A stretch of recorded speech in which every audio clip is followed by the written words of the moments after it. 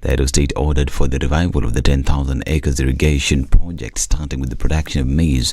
From next month, the president further announced that the government will construct a dam beginning April this year to bring another 350,000 acres of the Galana Kulalu project under food production. Meanwhile, maize, flour and rice prices will be reduced by March this year. Agriculture CS Mithika Linturi says the government has put in place measures to deal with food shortage following the long dry seasons. Linturi has further defended the government's move to import food from other countries. A 2 kg packet of maize flour currently retails between 200 and 230 shillings in various parts of the country. It is sand, and that's why you see I've also made the announcement that we are going to import maize, we are going to import rice. So we are not doing it because we want, but the projections are so bad that if we do not do it, our people will die for lack of food. So the mitigation measures that we have in the short term, as we plan ourselves to grow more food in another 6 months or so, is to bring you maize to get unga. And I want to commit, by the end of March, by the end of February, the cost of unga will have come down, the cost of rice will have come down. The Agriculture CS also says that the Kenya Kwanza government was banking on food production across the country as a viable solution to change the current scenario. The CS said that low food production has occasioned the high food prices, leading to the current food insecurity in the country. We need to grow more food for our people, and that's why I'm also encouraging you, whatever piece of land, however small that is, plant something. If you plant something, the money that you make today, you not use it to buy carrot, or you not use it to buy onion, you will save it because you can get a piece of maize from a small piece of land, and then you can be able to really take care of your family. And I am really pleading with you people, because if we were all to rely on buying food and assuming nobody went to the farm to produce that food, we wouldn't ensure the coins or the notes that we all have. So let's all work together and address the issue of food security in the country, because it's our business to ensure that we have food to eat. And the Law Society of Kenya has opposed the move by the National Treasury to begin disbursing funds towards the National Government Development Constituency Fund, that is NGCDF. LSK President Eric Theuri says the move to restore NGCDF creates legal confusion, considering that the Supreme Court outlawed the fund and decided the law enacted in 2013 and changed in 2015 regarding the funds was unconstitutional. Theuri says LSK will go to court to get legal clarification. Really, the disbursement of the funds in the environment in which the court has already pronounced itself on these matters, and while there is a pending challenge in court, is in itself embarrasses the court and is intended to defeat the substratum of the case that is before the court. And so therefore it would have been wiser to fast track the hearing, the current petition challenging the 2015 Act. The National Treasury has begun releasing the funds in batches to the constituencies on Attorney General's advice. This is the first batch disbursed after the AG Justin Muturi wrote to the Treasury requesting the release. About 700 million shillings has hit the accounts of each of the constituencies, with 5 million shillings to be used for bursaries and 2 million shillings towards administrative issues.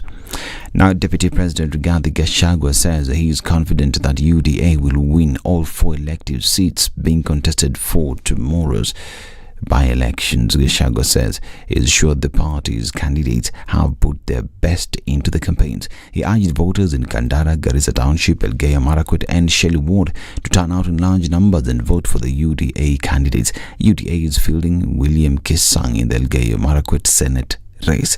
Juguna Shege and Baro Deko Mohammed are flying the UDA flag in the Kandara and Garissa Township constituency races.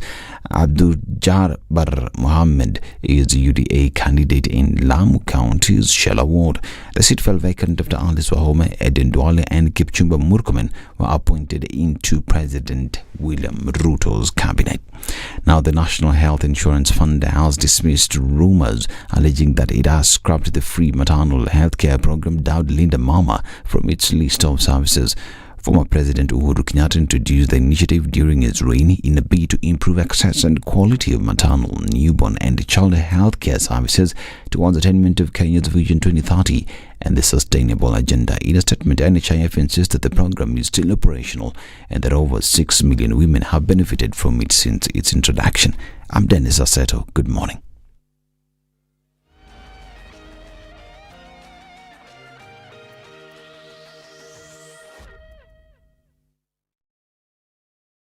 Today's Newswire is powered by Samsung Galaxy Buds 2 Pro. Listen to crisp and clear sounds while on the go. 87.9 Spice FM, Mombasa.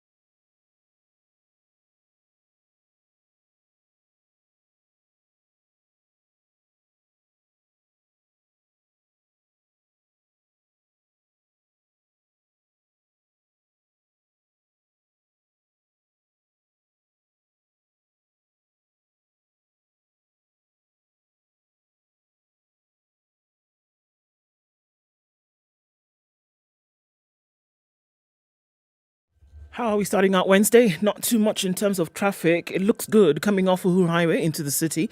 And also looking at Jogoo Road, hasn't really started to pick up yet. It might be all right getting in through towards Landis and then out towards Kamkunji. Let's take a look at what's going on the Thika Superhighway. No traffic as of yet coming into the city. It's building up, however, and we will see probably some as you get closer and closer to town.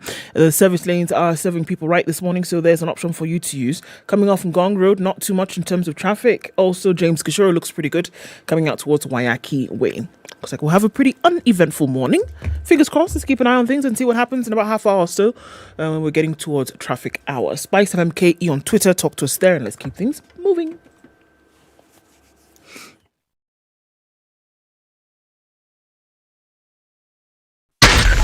Spice FM, Nakuru.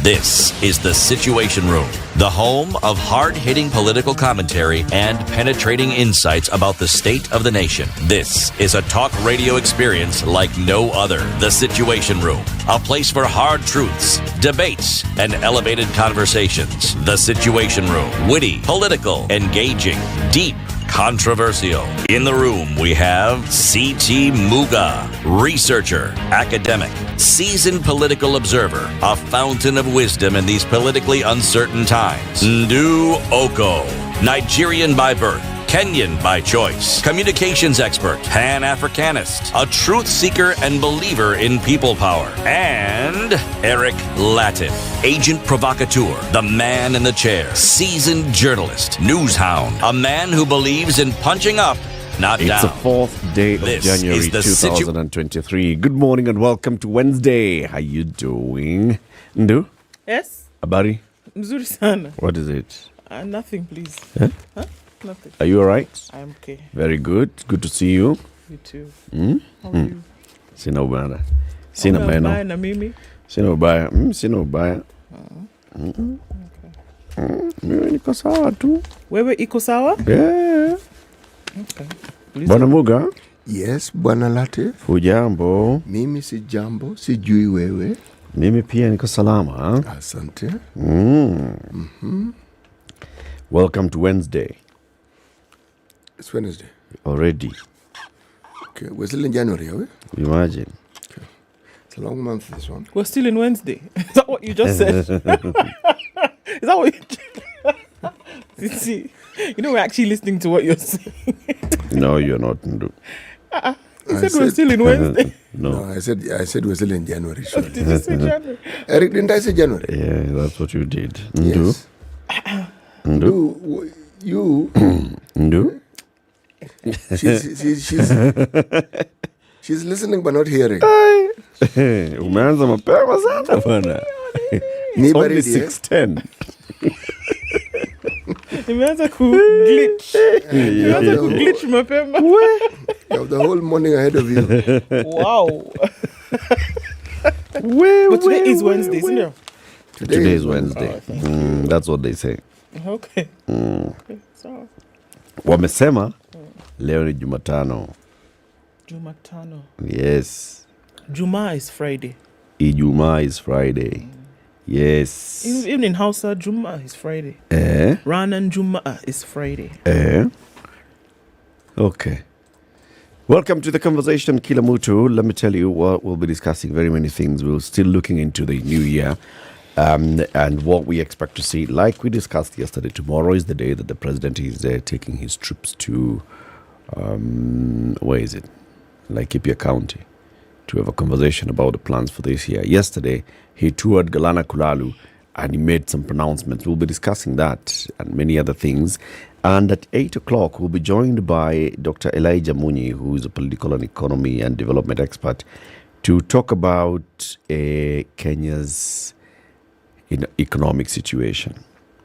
So we've seen what's happened to Ghana, and we are seeing what's happening to other parts of the world. And we also know the kind of situation that we are in as a country. What should we expect to see economically going forward? He'll be here with us at 8 a.m. Keep it here for that conversation, that and more. Tell us about COVID and what's happening across the globe. 666 million, 1,230. That's the latest tally of global COVID cases. And that's what it looks like for the world. 6,700,964 have resulted in death. Let's look at the stories then that are making headlines as concerns COVID. Kenya to keep off fresh COVID-19 travel restrictions on China as infections soar. Kenya will not join a host of countries imposing stringent COVID-19 travel restrictions on passengers from China, even as the Asian nation continues to battle a surge in infections. Health Cabinet Secretary Susan Nakumicha said that Kenya did not have any plans to issue new travel measures on passengers traveling between the two nations, saying the move will hurt the economy. Several countries, including the US, India, Taiwan, South Korea, Japan, Malaysia, Australia and the Philippines had imposed restrictions on arrivals from China.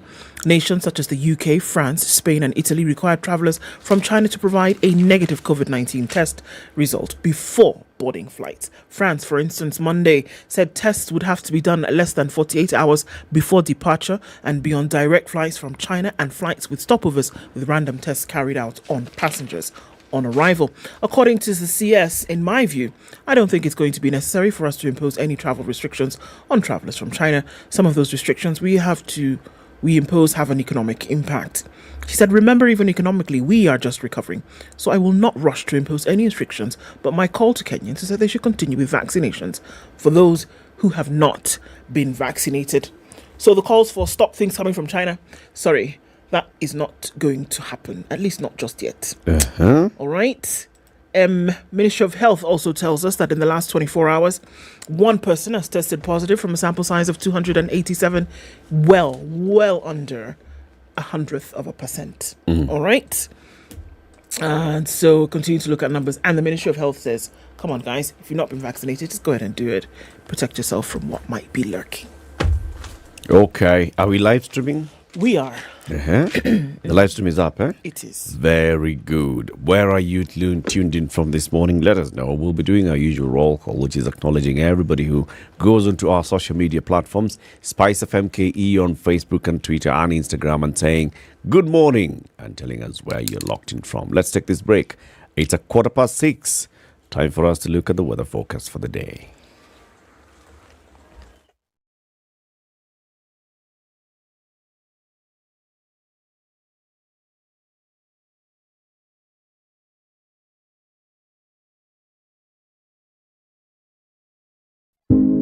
Get ready to fall in love with the new Samsung Galaxy Buds 2 Pro, featuring intelligent 360 audio which makes the sound feel more realistic than ever before. Not only that, they can feature enhanced head tracking, making every movement stay in sync, so you get an immersive experience. Designed to fit comfortably, the Samsung Galaxy Buds 2 Pro will also help you stay connected by automatically popping up on your Samsung Galaxy devices, and with just a tap, Nairobi you can connect. Highs of 24 today. It's 14 and cloudy in Nakuru. We'll see highs of 24 as well. 23 will be the high in a cloudy Nyeri at 13.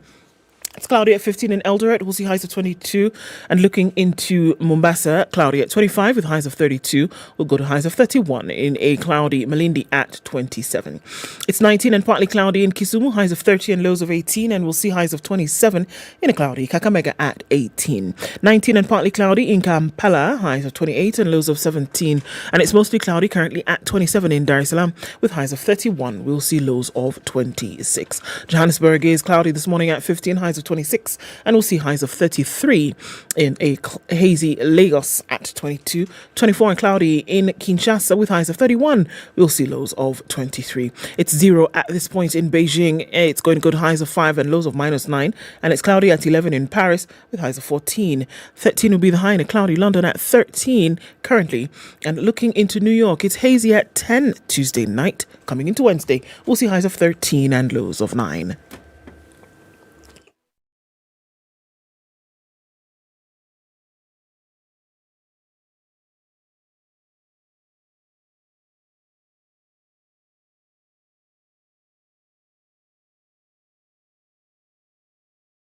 Mature, intelligent talk every morning.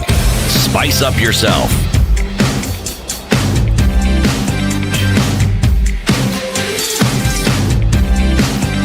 Mornings done right. 94.4 Spice FM, Nairobi. Who's online? Fidelis is still talking about his expectations this morning. And he says for the president to lower the cost of living and to help those who are affected by drought. Okay. Edu says good morning. He's tuning from Wiki and says good morning many times. Okay. Ibrahim says he will comment this year. So, in August. Okay.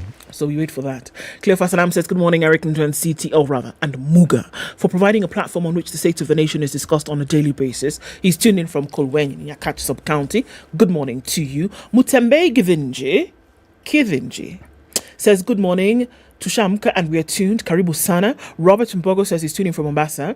Hamza says as well, Tukondani Ndani, Karibu Sana. Mbuchi Kamtugo says he's tuned in this morning and welcomes Noah Giganda. Daniel Jamhuri is here. Okay. And Ken Shege is also tuned in this morning. Good morning, ladies and gentlemen. Happy New Year to you on Dicho. Karibu Sana. Mageto Jaja says, good morning. He says, toeni muziki tuanze show. Okay, sasa tumeanza show. Samuel Minor says, good morning. Have a lovely day. I miss you big, the situation. We are here. Don't miss something that's here. Optimistic that this morning we'll be here. We are here. Let the party begin. Reagan Nyandiga says he's tuned in this morning. Karibu Sana. Wife Vera is also tuned in as well. We see you and thank you for joining us. All of you trickling in slowly. We see you. Karibuni Sana. And thanks for joining us. Yes. People who are coming in Mdogo. Very good. Welcome everybody to Kenya's biggest conversation. CT Muga is holding his Samsung Galaxy Tab S8 Ultra with S Pen. And he has a proverb. I do have a proverb. From the country of Benin. Beni. Benin. Right. Benin. Before you ask a man for clothes, look at the clothes he's wearing. Before you ask a man for clothes, look at the clothes he's wearing. Yes. Does it not negate don't judge a book by its cover? No, by all means judge the book, but look at the cover first. You can't judge a man by the clothes he wears. No. Here, judgment day comes only when you want to ask this same person for something. For help. Yes. But if not... Maybe the guy is wearing tattered clothes, but he's a millionaire. Yes. And he can also give you some, brand new Frankie clothes. It's possible. No. How often that does happen, though? I mean, He could be dressed dapper, but he has nothing. Exactly. But let's go beyond the literal physical. Okay? What else do you think they may be talking about here? Sure. Of course, we hear it. Ganga hajigangi. No. Wewe na waganga wako. Where you're going to look for help must be a source. You must be sure of your source. Yeah? Yeah? Those Benino are just saying things. Well done. Things are not always what they seem. He said the who? The who? The Beninois. The Beninois. Things are not always what they seem To be, yes. Yeah, but it's always important to look at. It's very, very important to look. But See, bear in mind is that there, they're is not... there a possibility? Yes. Surely, if you're coming here for this and that, look at a piece of land. If it's just rocky, surely you don't expect it to grow food. You haven't left that story of the rock yet, have you? You people should be taking me with you. I can advise. Go by yourselves. You see what happens. This guy wanted a plot on a hill. Now, On a hills, hill, by their very nature, tend to be far rocky. away. And the next thing he tells me, there's too much rock. And I'm thinking, okay, there's too much rock. So, Yeah. What do you call that crying rock of Kisumu? What's it called? each one, Kitmikai. Kichimekai. See, now that's because now you when you see that rock, you know that's a hill. Not all hills are rocky. True? Rana. True. Sasa wewe, before I bought the land from you, I should have looked at who I'm buying from. But I showed you the picture. All right, let's take a look at the newspaper headlines. What's on the front pages? On the front page of the Standard, Ruto's 2023 gamble is what is being called here. As President Ruto and the senior-most members of his government head to a retreat tomorrow, Kenyans will be hoping that they strike the right chord in dealing with the twin economic and political challenges, top of them lowering the cost of living and dealing with the restless opposition. Also, we saw yesterday the funeral and the burial of football king Pele at the Villa Belmiro Stadium, where he was buried vertically. And we're probably looking at Pele's feet being kept in a museum as a relic. On the front page of The Nation. His what? His feet. His So family. they're chopping off his feet. Yeah, his family has agreed that his feet be then, They are going to cut off his feet. they are. From what? They From probably the ankle or have from the already. knee? I don't know. We'll see. Okay. And being buried vertically means what? Casket is staying vertical. Yes. He was buried. Is it that the casket is staying vertical, or is it that he's buried on the floor? No, the casket will be vertical. He's being buried on the 9th floor of the building that overlooks the stadium, where he basically rose to fame. Yeah. And the casket will be like this, Yes. standing. It's kind of like he's overlooking the stadium. Symbolic in one way or another, wouldn't you say? Is that how that whole Nini is? Nini is Because that whole building is a cemetery. Do they bury people standing? I don't know if they bury people standing or that they're just doing it for him. I'm not sure. But symbolism stands here that he'll be looking over the stadium where he made his debut as a famous football player. Do you know of any other people who have been buried vertically? We do have communities in Kenya where people who are buried sitting. Je ne sais pas. But I do know that on the front page of The Nation, Ruto moots one party before 2027. Telltale signs, UDA plans to hold grassroots and party leadership elections next month. A key step in establishing its roots before the planned merger with others begins. President William Ruto revealed the one-party dream when he met Kenya Kwanza leaders last week. Also on the front page of The Nation, revealed how promotions in civil service favor men. An ancient circumcision ritual endangers boys. Unfortunately, we saw that terrible story of a young boy who passed away from complications having to do with circumcision just a few days ago.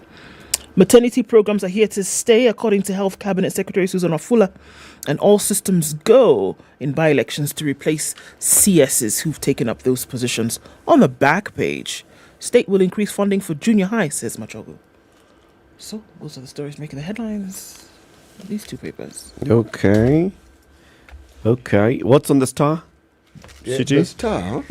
Why Kalonzo troops want him to hit a 27 trail. Okay, they want him to start campaigning. 2027. Yes. Of course, President has been visiting regions perceived to be opposition strongholds. Yes, so that now is the background from which they are speaking. Yes. They say he needs to be seen. Take full control of Ukambani backyard. Yes. That is the headline. Now the headline of the Business Daily, how January taxes will hit consumers and companies. Which ones? Which taxes? Year begins with a fresh round of tax increases. Taxman faces a higher collection target of 2.1 trillion. I will read and tell you the story later, won't I? Okay. Yes, you will. All right. The East African, how Museveni killed Kenyan's pipe dream. The veteran Ugandan leader chose political expediency over economics in EACOP project to repay Tanzania for support in the liberation war. That is what determined Uganda going with the East African. Yes, this story is on page 4 and 5. It's a long story. Okay. And it's quoted. I actually agreed because of our brothers in Tanzania, because they were our very good friends and brothers. That's what he said. That's what he said. Okay. Okay. What was the back page of the Nation? Two things. One, glaring gap as promotions in civil service favor men. Okay. And the state will increase funding for junior high, says Mashogu. Okay. Those are the ones. It's those ones. Okay. Okay. Hiya. Tell us one. I'll tell you about this glaring gap. Tell us. Might be interesting. 7 out of 10 officers promoted in the civil service in the last financial year were men, the latest report of the Public Service Commission shows. According to the report tabled in Parliament during the 2021-2022 financial year, a total of 6,172 civil servants were promoted, with 4,320 being male, 70%, while 1,852 were female, 30%. According to the report, promotion of officers is a human resource function aimed at ensuring the officers ascend to higher positions in the grading structure based on merit. The promotions that were made were intended to fill staffing gaps, boost morale, and improve retention and service delivery. The promoted officers were spread across 15 ministries, with the State Department of Gender having the highest number of those promoted at 2,226, while the Ministry of Foreign Affairs had the lowest number, with only one male officer promoted during the year. Only 4 ministries had the number of female officers promoted being more than their male counterparts.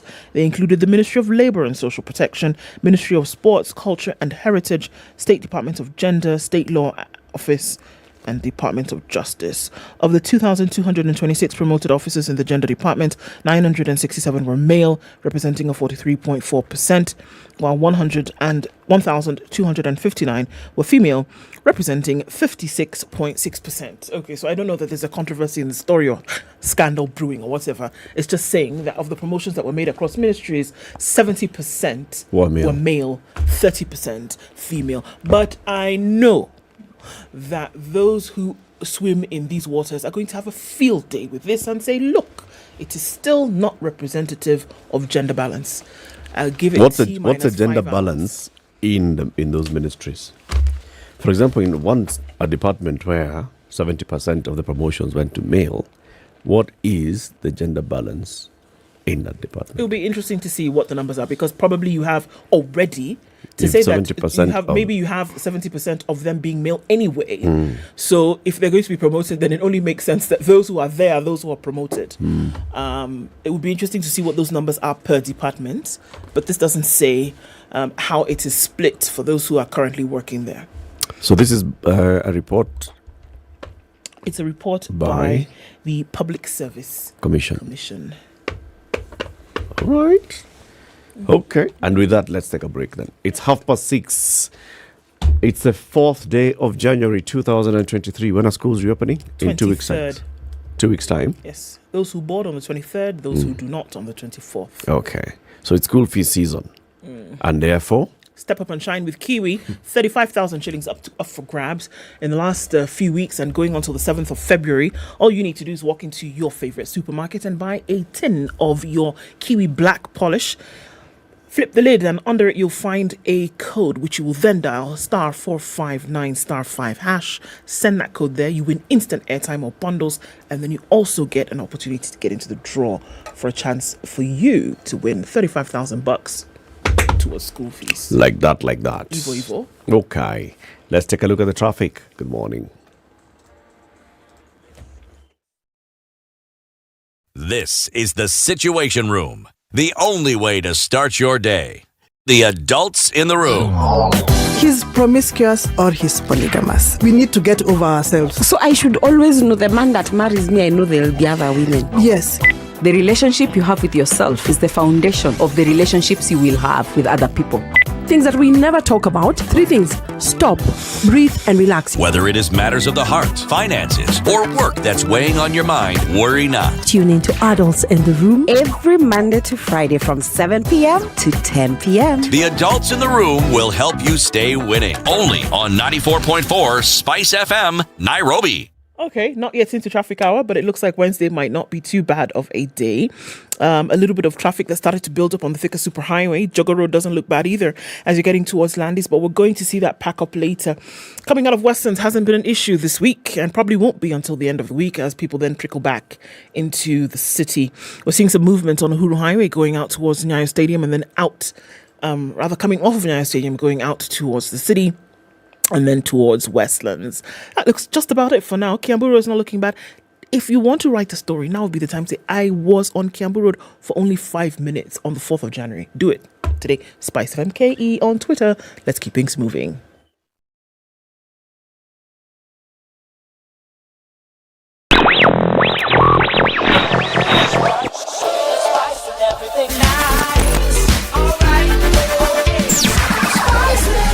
Spice up your life. Mature, intelligent talk every morning. Spice up yourself.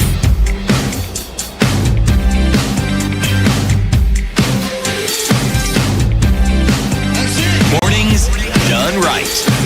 94.4 Spice FM, Nairobi. 2-7. We look at other stories as well in the what? In the papers. Higher. The president, his name is William Samoei Kipchirchir Arap Ruto, has revoked a plan to subdivide the Galana Kulalu irrigation scheme. The plan was to allocate 245,000 acres of Galana Kulalu National Food Security Project in Kilifi County and Tana River counties to settlement and agricultural activities. This was after the government invited the public sector in 2013 to become partners in the food production project. The then administration said the move was aimed at using their efficiency in the agriculture sector.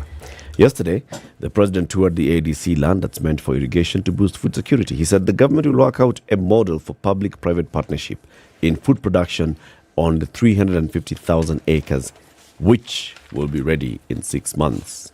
I direct the private sector and the National Irrigation Authority under PPP partnership to work on the 10,000 acres already ready to produce food, starting with maize in February. In the plan, 3 individuals allocated themselves large parcels of land for residential, commercial, public purpose, agriculture, industrial, and mixed-use purposes in a strategy that stretched across the Galana Kulalu scheme. During the tour, it was discovered that one of the grabbers was constructing a dam on grabbed land without the agency's permission. Which agency? The Agricultural Development Corporation.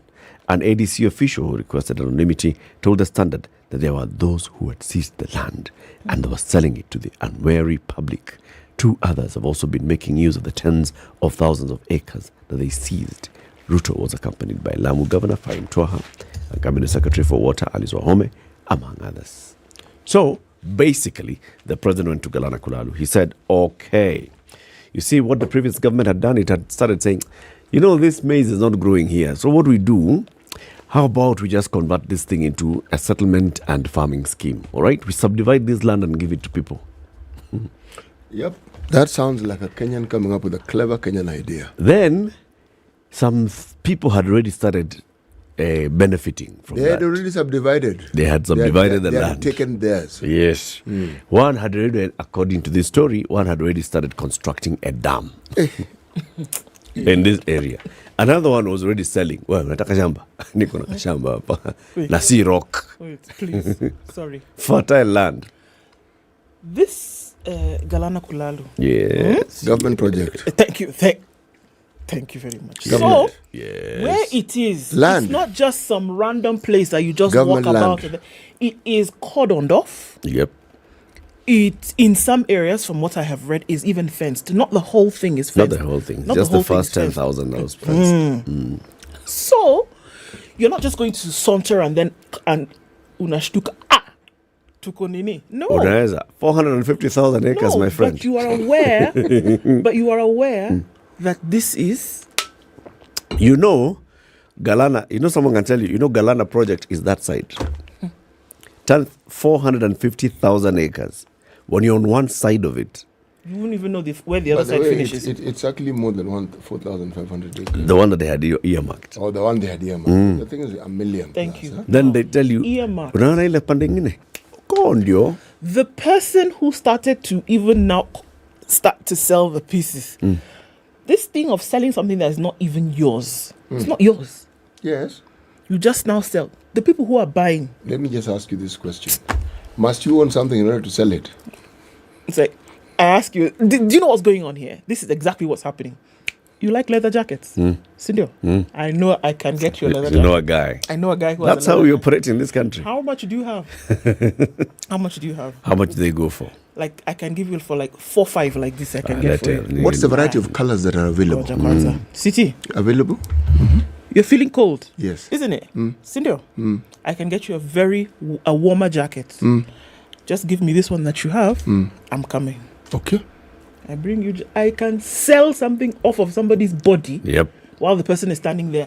We will be none the wiser. Yep. You sell the thing that doesn't even belong to you, pocket the money, disappear.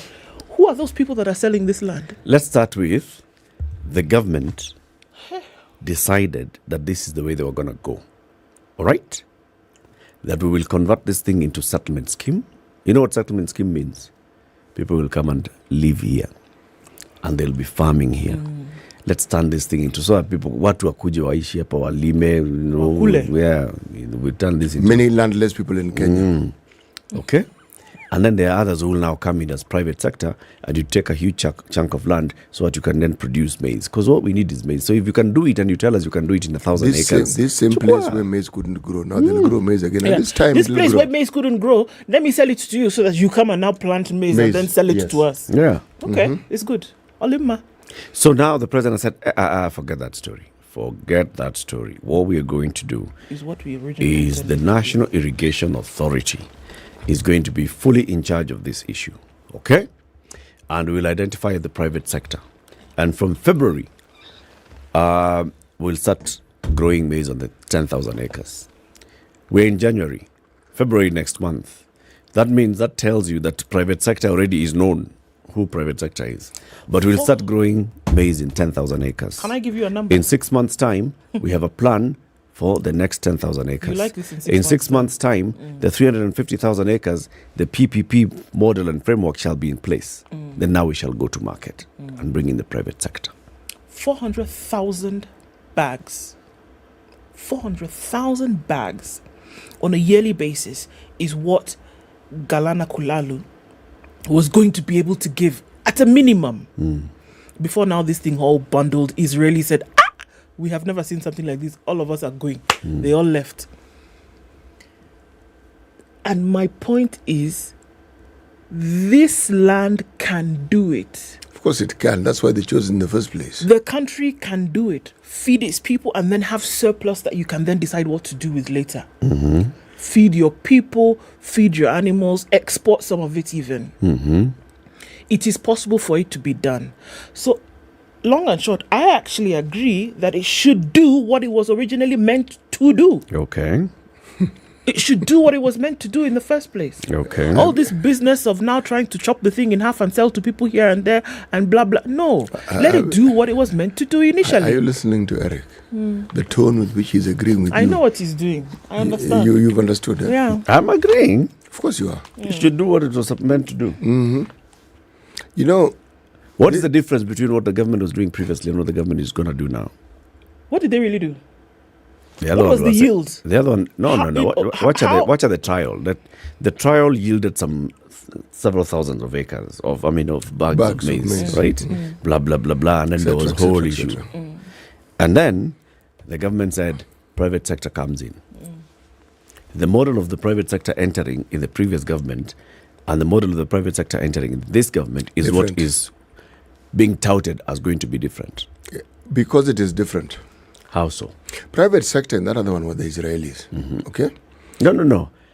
The first one was, those ones were just coming in as supporters of government. It was 100% government. No. Last year is when the government decided private sector. And that's why we are seeing these guys who are building their dams. You see, I am going to the very beginning. Okay. The people who are going to, when you hear support from a friendly nation, what do you think support means? Technical. It was technical support. Precisely. Meaning, whatever it is that you need to enable you to get the yield that you require, they will provide. Is that not so? Now, what does private sector do? The same thing. Same. There's no difference. The difference is, in the private sector, it is they grow, they sell it. You see, in the support from Israel, we are giving you the technical support, the whatever you need, but you grow, you sell, or you keep. The pre-PPP framework that's coming in here, if CT Muga and Eric Latif's company goes and bids and is allocated 10,000 acres, the PPP framework, when it's completed, I'm sure it'll look something like, we have been given the land. We have been given a lease for 25 years, 30 years, 40 years. We shall be growing maize and other crops on these 10,000 acres of land. We shall be selling it. You know, we're not disagreeing. We're not disagreeing. We're talking at cross purposes. What you say is absolutely correct. I am stuck at the beginning when there was technical assistance. Yes. And what it meant. Yes. Okay? The details of the outcome, I hadn't gotten there. Now, you are absolutely right that when you bring in private sector, but even just, let's say it was government assisted by the Israeli government project, that maize was still going to be sold. Yes. Okay? Yes. Now, PPP, the theory behind it is that it's supposed to bring with it efficiencies that government doesn't have. Yes. And the argument is, government is not really supposed to be doing business. They're supposed to provide an enabling environment within which one can actually conduct business. True. Okay? True. And what you're alluding to is previous government had its own people whom they wanted to give this business, in a nutshell. This government has its own people whom they want to give the business. Have I got you right? Very right. Thank you very much. In a nutshell. In a nutshell. The thing about it is, I'll be keen to see the PPP framework, because the question would be, how much is the taxpayer supposed to help the private investor so they can produce the maize? And by this I mean, you see, the first thing is the president's order is, let's construct a giant dam here. Is the taxpayer basically saying that I will make sure there is water in the dam? I will make sure I can pump the water to your farm. I will make sure that I offtake your produce. Because in that case, then that private sector guy, I want to be done. Because you just go in there, you plant, water will be provided by the government. You harvest. You harvest. Government will come in and put up a serious board and take up your maize. And pay and you. you go and pay you. And you go. And by assuring that there is water in that dam and assuring that there is water to this private sector for the 350,000 acres for all of them to be growing maize, it means that upstream people are also affected. Of course they'll be affected, definitely. Because it means that you cannot use that water. That water is going to the Galana Kulalu scheme. Yes. Chunga vile unatumia maji. Now other areas upstream that have small irrigation schemes are going to be affected. Already they are crying because they don't have access to water. They most certainly will be, and that's where the technical assistance that we were referring to earlier on would have come in. You see, I have been fascinated by people who can actually conduct agricultural projects and processes in a desert. Okay?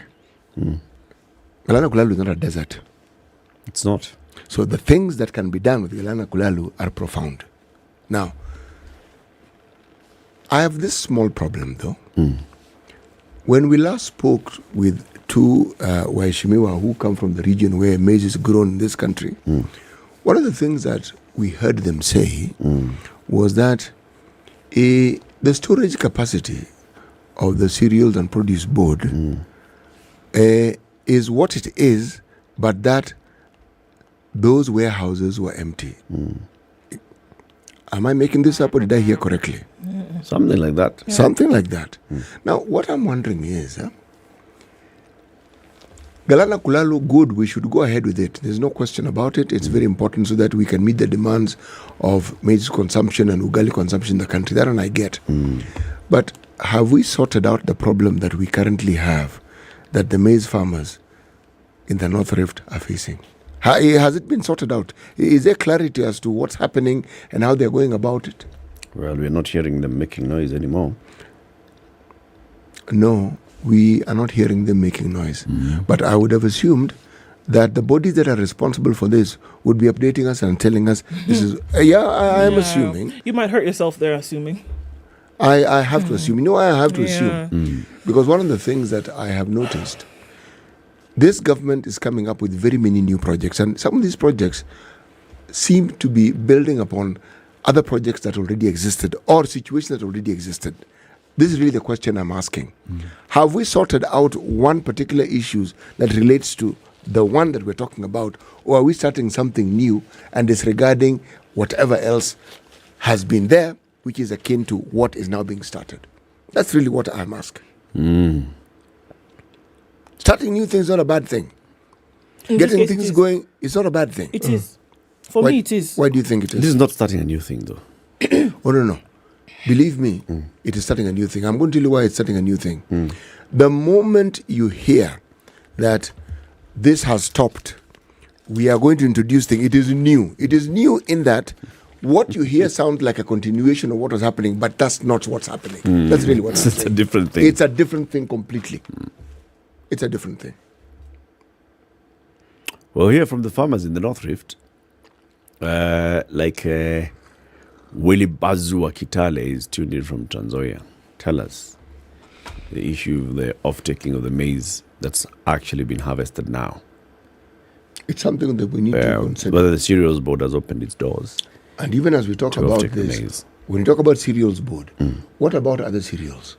What about the rice production in this country? What about the beans production in this country? When you talk about rice production, for example, there's the Bura irrigation scheme, which is still along Tana River, where the government had started a project a couple of years back, 9 years ago, to get water. So pump water from the river up somewhere, and then it will be using gravity to flow into the farms. There was a story actually just the other day on, I think it was on KTN, that the farmers there are now complaining. They started this project a number of years ago. Now they are not able to continue growing maize and rice because water. Because this gravity project stalled. Because the gravity project is not getting water to their farm. So where exactly, and how exactly is Mwea successful? Why is it that Mwea is still working? It's an old one. You see? And there's a new dam.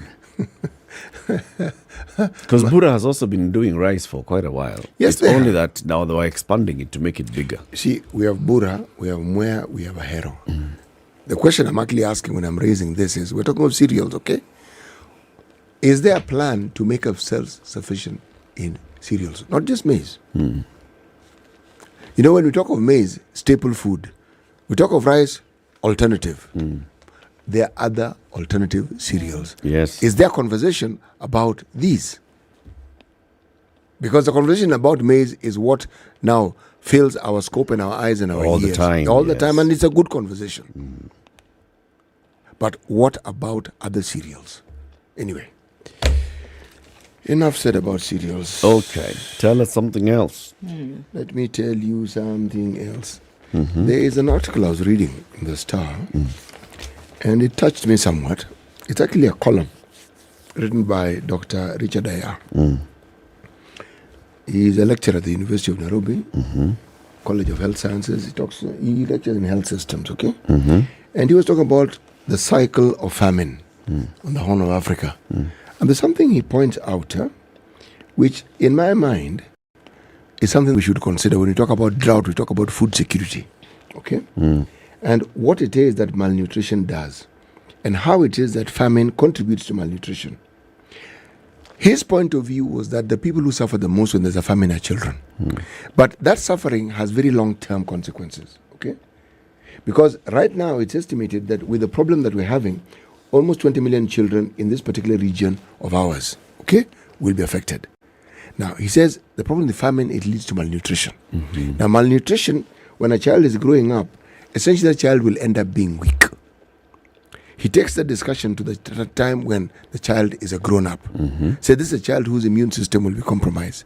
This is a child who will have stunted growth. And the example he gives is, and I quote, have you noticed in global summits how short many African leaders are, especially compared to their Western counterparts? You see, he brings in the discussion of how it is malnutrition will affect your genes and how it is that will now carry over to your children and their children. So it becomes generational. It becomes generational. Now, this article makes sense because it reminds me of an article I was reading. Remember when we had the Danish ambassador here? Yes. And I asked him the question, are you people the tallest? The truth is, the Dutch are the tallest. And they overtook the Americans. So it is said. A lot of it has to do with their diet. They eat a lot of meat and they eat a lot of dairy products. They're really tall people. Now, we have meat, we have milk in this country. Okay? So, when you talk of malnutrition, when we talk about food security, we're talking about business plans. All these things we're hearing, build a dam or not to build a dam, have a storage or not to have a storage. Are we really thinking of ensuring that there is food security for the citizens, or are we talking about the business of buying and selling cereals? Or what is the discussion? This is really where I'm going with this. And I'm saying there's a long-term consequence of this that must be looked into and must be understood. Because the damage is actually enormous. While business goes on, the citizenry suffer. Yes. All right. But Dr. Ayar is actually a tall guy. He's almost 6. No, Dr. Ayar is a big guy. He's not just tall, 6 and more. A big guy. Yes. Okay. He clearly did not suffer from malnutrition. Yeah, No. that's what he's trying to tell us. Officials out to stop sexual molestation of boys in ancient circumcision ritual. A story by Mwangi Moriruri, who says that the Muranga, Kirinyaga, Embu and Kiambu County security communities have joined hands to fight an archaic tradition among newly circumcised boys of having unprotected sex as a cleansing ritual. The tradition that has held currency over the years has it that a newly circumcised boy must have sex so as to cleanse the wounds. The boys are procuring the services from commercial sex workers in the ritual that is known as, I can't say that, washing of the soot. The government is concerned that it propagates underage sex and child defilement, which I mean clearly it does. It is extremely distressing to get information that this archaic piece of tradition has gone commercial. It is utter nonsense, and we are teaming up to jointly address it, according to the Thika West Deputy County Commissioner Mbogo Mathioya. Mathioya said that our young initiates aged below 18 years are trooping to Thika, Kenol, Karatina, Ovaya, Kagio, Embu, Makutano and Mwea, where there are commercial sex workers to participate, or rather to partake in the ritual. He added, any commercial sex worker caught with an underage boy will be risking full punishment as per the law. We have deployed our ground forces to keep vigil, according to Samburu Assistant County Commissioner Teresia Isaacs, adding that it used to be practiced in the olden days, but modernity has rendered it irrelevant and downright criminal. She said all chiefs and their assistants have been ordered to remain vigilant because it is one avenue that even encourages defilement in villages as a form of a sport of the initiates. Already, a parents' association in Mbeere South has written to the Eastern Region Security Committee complaining that the ritual is being practiced openly in Makutano town. Kindly note that the young boys this year are trooping into town to buy sex as a cleansing ritual after circumcision. This is whereby a boy participates for a healing mechanism. South Police boss Miss Inviolata Lumati confirmed seeing the report that was filed through the 988 hotline and saying that this is being acted upon. Yep. Okay, so they've got to all be on alert, Yes. on high alert, especially the local administration officials, the chief, the sub-chief, the local police, and the local Nyumbakumi as well. Distressing. Whoa. When you hear of these two towns, one town is called Mutitwandei, and the other one is called Makinon. In which county are they? Makueni. They're in Makueni. According to who? Well, I wanted us to continue having a discussion. It's open to discussion. Well, yes. Because if you ask me, I could also tell you they're in Taita Taveta. If you really want us to have this discussion. Now, that discussion is a hot one because Taita Taveta Governor Andrew Modime says he will deploy more clerks to collect revenue in Mutitwandei and Makinon towns, signaling an escalation of a boundary dispute with neighboring counties. Modime said Taita Taveta has obtained a court order authorizing his administration to collect cess in Mutitwandei, which is also claimed by Makueni County. He's appeared before to respond to the recent incident where armed youth disrupted a public participation exercise organized by the Taita Taveta government in Mutitwandei. A group of youth allegedly from Makueni pelted Taita Taveta chief officers with stones. Mutitwandei has been at the center of a conflict between Taita Taveta and Makueni. We have a court order and will deploy clerks to start collecting revenue in Mutitwandei and Makinon towns. Taita Taveta is embroiled in a dispute with Kwale over Makinon township. So Makueni and Taita Taveta are arguing about Mutitwandei. Taita Taveta and Kwale are arguing about Makinon. Where does the boundary lie? You know, that argument goes even further because along that road, even as you move towards Mombasa, you'll come to Taro. And when you come to Taro, there are those who will tell you, but surely it's in Kwale. Those will tell you, what do you mean surely it is in Kwale? But these are discussions that can actually be had amicably. I don't know why it is that it must be had as though someone has put a gun to some other person's head. But we're even having this. There's a commission. There is a commission to determine boundaries. Yes. And the boundaries exist, and it is known what those boundaries are. And then, when you then go to Savo, that discussion begins The afresh. Savo Park, yes. Yes. Okay? And that now, it'll now go on to, is it Kajiado? Yeah. So it's, again, it's a discussion that can be had very amicably. Yeah. Okay. Yep. So there's Chulu with Makueni, Taita Taveta, and Kajiado. There's Savo with Makueni and Taita Taveta and Kilifi. Anyway. So John Alan Namu, the celebrated journalist, has been working on a series. You know all these crimes that, things happened but never really resolved. Yep. People don't know Cold really cases. actually what happened. Those kind of cold cases. So John Alan has just been doing that background research and doing the investigative pieces. And he's come up with a brand new show that's showing on Maisha Magic Plus. It's called The Last Door. It's premiering this Sunday from 8 p.m. on Maisha Magic Plus. This is on DSTV. Make sure that you get your subscription all lined up, ready for this particular show. And be ready to watch. Sawa. Sawa. It's DSTV. It's your moment. Keep it here for more conversations coming up in the next hour. Good morning to you. It is now 7 a.m.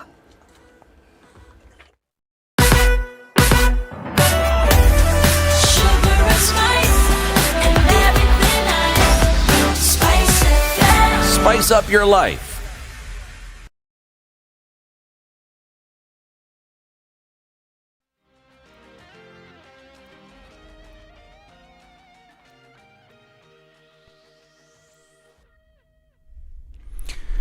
Good morning, this is Newswire. Dennis Aseto. President William Ruto has revoked the intended subdivision of the Galana Kulalu irrigation project. In a statement, the head of state ordered the revival of the 10,000 acres irrigation project, starting with the production of maize from next month.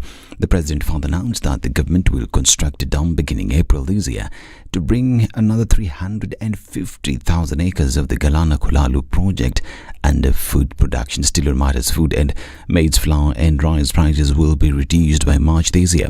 Agriculture CS Mythical Inturi says the government has put in place measures to deal with food shortage following the long dry season. Inturi has further defended the government's move to import food from other countries. A 2 kg packet of maize flour currently retails between 200 and 230 shillings in various parts of the country. It is sand, and that's why you see I've also made the announcement that we are going to import maize, we are going to import rice. So we are not doing it because we want, but the projections are so bad that if we do not do it, our people will die for lack of food. So the mitigation measures that we have in the short term, as we plan ourselves to grow more food in another 6 months or so, is to bring you maize to get unga. And I want to commit, by the end of March, by the end of February, the cost of unga will have come down, the cost of rice will have come down. The Agriculture CS also says that the Kenya Kwanza government was banking on food production across the country as a viable solution to change the current scenario. The CS said that low food production has occasioned the high food prices, leading to the current food insecurity in the country. We need to grow more food for our people. And that's why I'm also encouraging you, whatever piece of land, however small that is, plant something. If you plant something, the money that you make, today you not use it to buy carrot, or you not use it to buy onion, you will save it because you can get a piece of maize from a small piece of land, and then you can be able to really take care of your family. And I am really pleading with you people, because if we were all to rely on buying food, and assuming nobody went to the farm to produce that food, we wouldn't ensure the coins or the notes that we all have. So let's all work together and address the issue of food security in the country, because it's our business to ensure that we have food to eat. The Law Society of Kenya has opposed the move by the National Treasury to begin disbursing funds towards the National Government Development Constituency Fund. LSK President Eric Theuri says the move to restore NGCDF creates legal confusion, considering that the Supreme Court outlawed the fund and decided that the law enacted in 2013 and changed in 2015 regarding the fund was unconstitutional.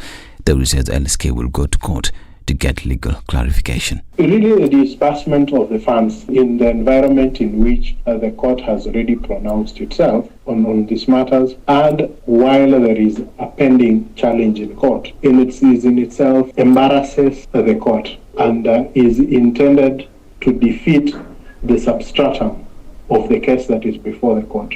And so therefore it would have been wiser to fast track the hearing, the current petition challenging the current the 2015 Act. The National Treasury has begun releasing the funds in batches to the constituencies on Attorney General's advice. This is the first batch disbursed after the AG Justin Muturi wrote to the Treasury requesting the release. About 700 million shillings has hit the accounts of each of the constituencies, with 5 million shillings to be used for bursaries and 2 million shillings towards administrative issues. And Deputy President Rigathi Gachagua says he is confident that UDA will win all 4 elective seats being contested for in tomorrow's by-elections. Gachagua says he is sure the party's candidates have put their best during the campaigns. He urged voters in Kandara, Garissa Township, Elgeyo Marakwet and Shelley Ward to turn out in large numbers and vote for the UDA candidates. UDA is fielding William Kisang in the Elgeyo Marakwet Senate race. Juguna Shege and Baru Dek Mohammed are flying the UDA flag in Kandara and Garissa Township constituency races. Abdul Jabbar Mohammed is UDA candidate in Lamu County's Shella Ward. The seats fell vacant after Ali Swaume, Eden Duale and Kipchumba Murkomen were appointed into President William Ruto's cabinet. And Mulot sweeps up fraud suspect Hilary Martin Duet. The last David Mutai will remain in custody for 2 more days to allow police complete investigations. A court ruled that he be detained at the Muthaiga police station when his bail application will be detained. Mutai was arrested on suspicion of being head of a cartel that hijacks a victim's cell phone number and uses it to gain access to sensitive personal data and bank accounts through the mobile banking applications. This is News. I'm Dennis Asada. Good morning.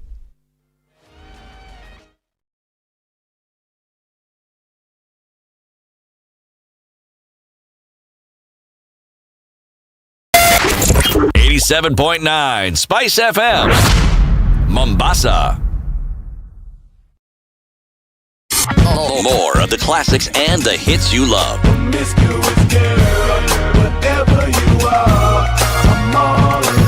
Spice.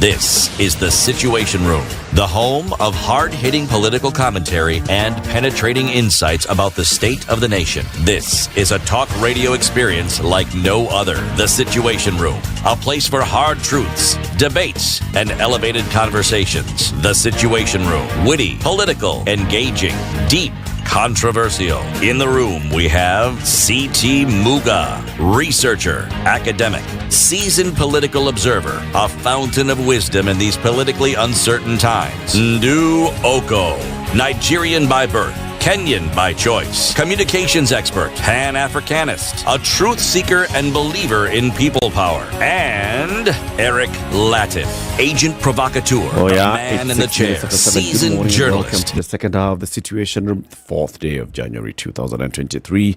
Welcome. If you're just joining us, Happy New Year. We are back and we'll be here until 10 a.m. every weekday morning, 6 a.m. to 10 a.m. Ndu? Yes. Will tell us about Kiwi and how we're winning 35,000 shillings every week for school fees. Every week, 35,000 shillings until the 7th of February. Folks are being boosted. Step up and shine with Kiwi. You can also enter the draw to be able to get 35,000 shillings going towards school fees because we know January has 106 days. So you walk into any of your supermarkets and get a tin of the Kiwi Black Polish. Then you're going to flip the lid. Under the lid, you'll find a code which you will then send to *459*5# immediately, airtime or bundles, and then another immediately. Enter the draw to be able to get a chance to win 35,000 shillings towards school fees. Big boost. Kiwi is helping you step up and shine. Like that. Hivo. Very good. Let me tell you about Showmax, and you can get Showmax special content. You know, about the thing about Showmax is you get back-to-back seasons on all episodes of your favorite series, binge-worthy watching at its best, from series to movies to documentaries to kids shows. Subscribe to Showmax today and get to access Showmax on showmax.com or download the Showmax app on your smartphone or your smart TV. Children also have kids' movies, educational cartoons, popular kids' series and shows. They have Showmax Fasts, where these shows are first aired on Showmax before anywhere else in Africa. And they also have Showmax Originals, which consist of amazing local content featuring your favorite stars. How do you subscribe to Showmax? It's from as low as 300 shillings a month. You can subscribe to Showmax. You can pay for your Showmax subscription via credit card or M-Pesa. And also, you can add to your existing DSTV subscription to get to watch Showmax. It's the way to go, isn't it? It is indeed. So if you have a smart device like City Muga's Samsung Galaxy Tab S8 Ultra with S Pen or his Samsung Galaxy Z Flip 4, then you get to watch Showmax. Not only do you get to watch Showmax, you will likely understand the time you need to watch Showmax because you will also have a Samsung Galaxy Watch 5 Pro. Yes, you know this watch that not just speaks to you, it talks to you, tells you stuff. Tells you things. You see, apart from... It's time to sleep now. Precisely. You know, the traditional role of the watch was to tell you the time. Yes, for purpose of Showmax, wonderful. You'll get to know the time. But even as you sleep, my friend, your sleeping patterns, which also means your waking up patterns, will be known to you. However, it would be good if I now turned my attention to my Samsung Galaxy Tab S8 Ultra and read today's proverb. What do you think? Yeah, Yes. that would be good. Before you ask a man for clothes, look at the clothes he is wearing. Before you ask a man for clothes, look at the clothes he's wearing. Before.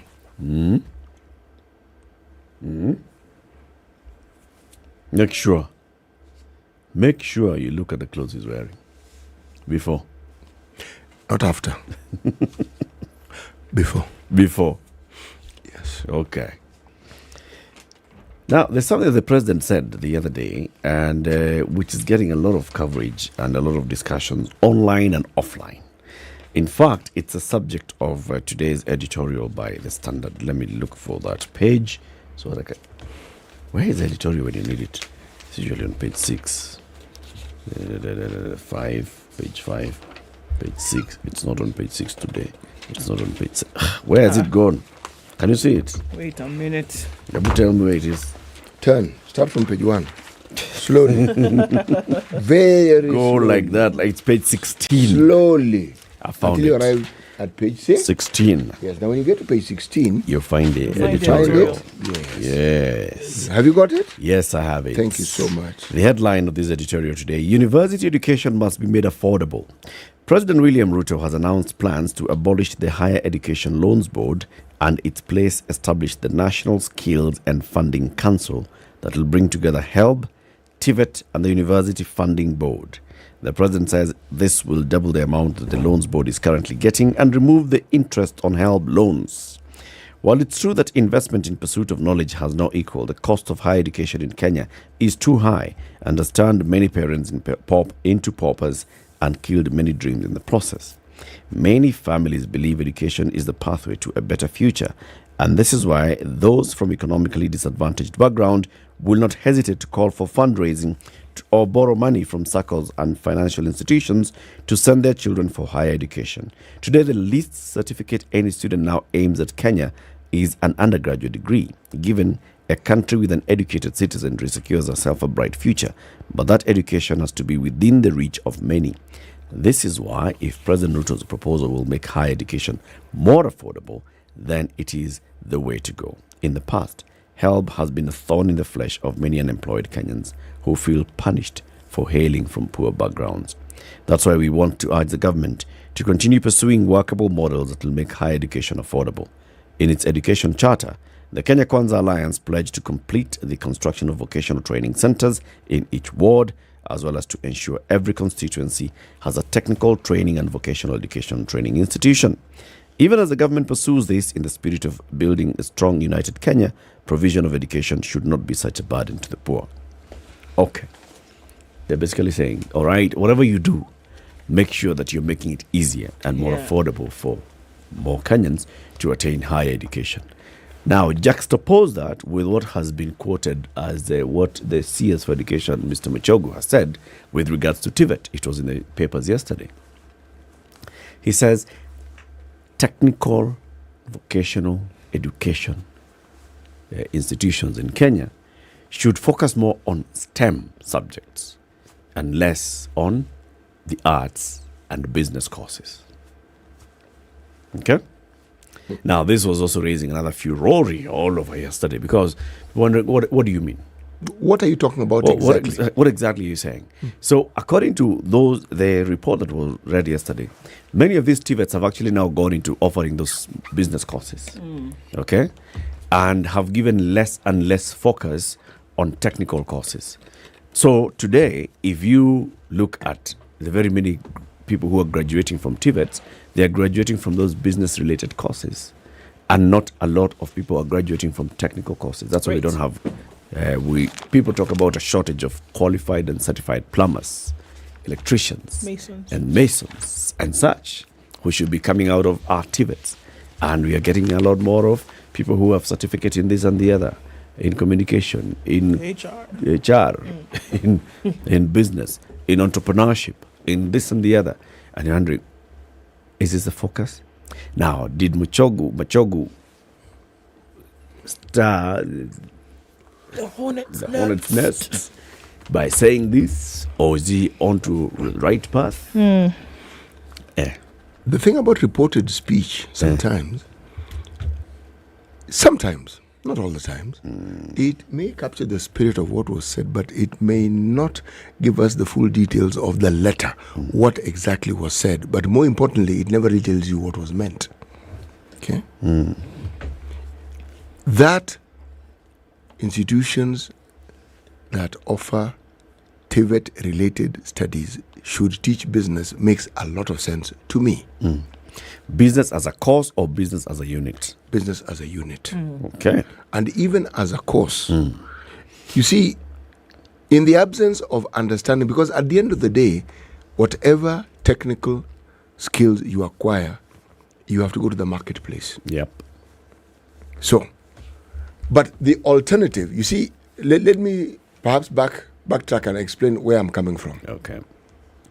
I am looking at the technical schools that we had in the country a long time ago. Okay? They were technical schools, meaning it's a secondary school. You learn English, maths, physics, chemistry, but the focus, where you spend most of your time, are technical subjects. Yes. Okay? Yes. And very many schools that offered what you may call some of these a theoretical curriculum, English, maths, history, what have you, also had a technical side. Now, it stood to reason that those who went to technical secondary schools would automatically then gravitate towards either the polytechnic or go for technical subjects at the university level, right? But they also studied some of these other subjects, whether it was the science subjects, whether it was the humanities, whether liberal arts, whatever it was. Now, you are talking about institutions of higher learning. And you're asking, what role do these other subjects then play in the training of people who now are taking the course as something that will help them with a career?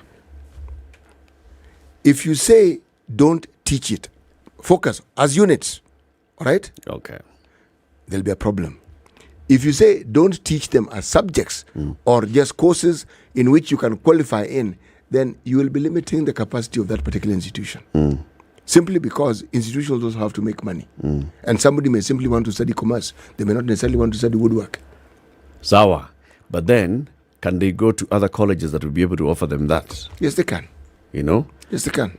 So that the technical college then is able to actually produce technical graduates. I am in agreement with you. Why I'm in agreement with you, look at the courses that people take. At least, I'm thinking traditionally at the Polytechnic. Yep. You study electrical engineering. You came out an electrical engineer. Yep. Okay? Yep.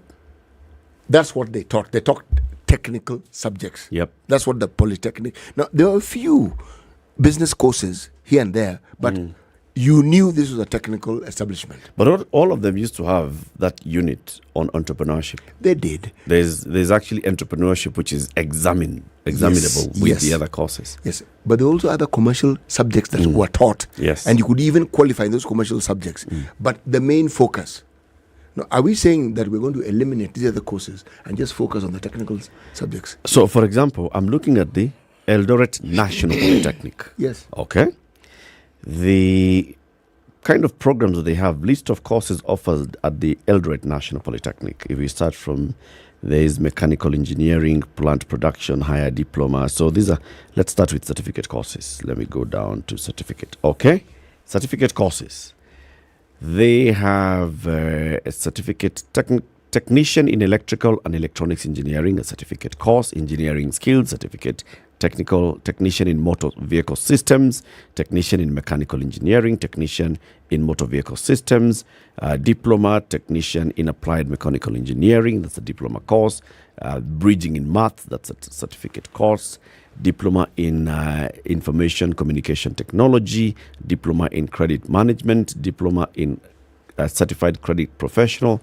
Then we now come into certified investment and financial analysis, certified public secretary, certified public accountant, health records information technology, petroleum geoscience, then social work, certificate. Sales and marketing certificate.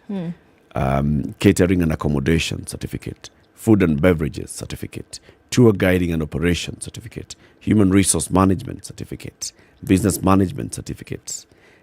In diploma courses, you'll have the same sales and marketing diploma, entrepreneurship development diploma, information studies diploma.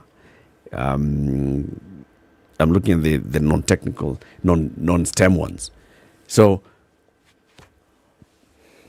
should Eldoret Polytechnic focus on STEM, and stop doing tour guides courses?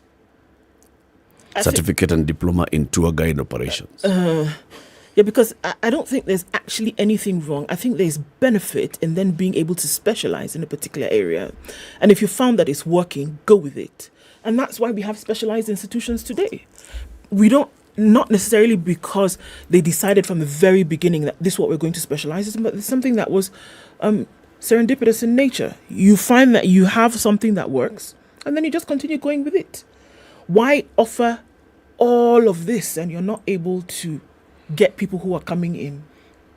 And you have 8, 9, 10 that you can offer and offer well. People come, they learn, you pass them off, they go.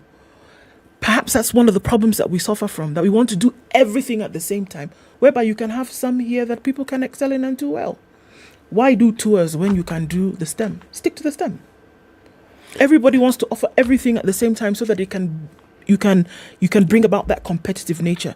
Who knows? It's money. Of course it's money. It's commercial as well. But the competitive could be that you just happen to be the ones who offer these ones and people can come to you for that. And I think we need to change our thoughts in that sense that, yes, you want the money, but at the same time, look at the outset that we're complaining about today. When we say that we are not churning out skilled individuals in these areas that you've talked about, to whom does the blame often turn back to? It's the institutions. Look at the model that, say, medical schools use. A medical school can't function without a hospital. Yep. But even as they train doctors, they also train other professionals. They train nurses, they train clinical officers, they train lab technicians. But all related to? Yes. Human science. Precisely. That's what happens. Now, I was looking at, say, the courses offered by Kisumu National Polytechnic. There are 11 programs they have. Okay? Now, the first 5 are all technical. Electrical, mechanical, automotive, applied sciences, building and civil engineering courses. Okay. Then 6, they have institutional courses, whatever that is. Computer studies and mathematics courses, liberal studies courses, business studies courses, entrepreneurship, education courses, clothing and textile. Now, if we look at the model that I gave earlier on for the health sciences, you'll find that there's a difference. And you could ask, how do the other courses relate to these other technical subjects? If you want to find a relation, you can find it. But the point you're making makes perfect sense. However, why do you think that the evolution of these institutions turned out the way they did? We had technical schools. Technical subjects were taught in very many secondary schools in this country. Yes. We moved away from it, focused more on the academic courses and less on the technical. Our focus on technical subjects reduced over time. We are now trying to rejig it again. But how do you wean people out of this thirst that they have for these other courses? Establish schools for such. Kiambu Institute of Science and Technology has the following academic programs: Applied Sciences Department, which has applied biology, analytical chemistry, environmental science, diploma in applied statistics, blah, blah, blah. They have another one, Building and Civil Engineering Department. You can guess what is being offered there. They have another school of Business, Entrepreneurship and Social Studies Department. Now, this is where they give diploma in banking and finance, diploma in supply chain management, diploma in human resource management, diploma in sales and marketing, diploma in guidance and counseling, diploma in social work, diploma in computerized secretarial, diploma in business management, modular, certificate in human resource management. This is the Kiambu Institute of Science and Technology. It's offering also electrical and electronics engineering department. So they have electrical and electronics engineering, they have building and civil engineering, they have applied sciences department, they have ICT and computer studies department. Those ones make sense for Kiambu Institute of Science and Technology. Then they have baking technology department. All right. They have hospitality department, certificate in food and beverage, diploma in food and beverage. How does it come in Institute of Science and Technology? Technology. Many will tell you that cooking is a science. Hospitality department, diploma in food and beverage, certificate in food and beverage, clothing technology. I think to make your point, I would now need to go to Utali College. Yes, it would make the point you're making far better. Exactly. Because you have Utali College, you have the new one that's been started, Ronangala in Kilifi. Yeah, exactly. Do you see them offering civil engineering? They shouldn't. They shouldn't. And this is my thing. Do you see them offering automotive engineering? They do not. What's it called? The medical one, Kenya. KMTC. KMTC. Yes. Yeah. KMTC. If you went to KMTC and you found and that you they're want to offering start tour guide or baking, surely. There was a question that you asked, and I think is important. Right. This question that you asked, I think is really you go KMTC, you don't find any baking. So, look.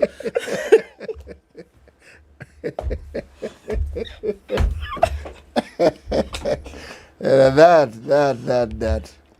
I think.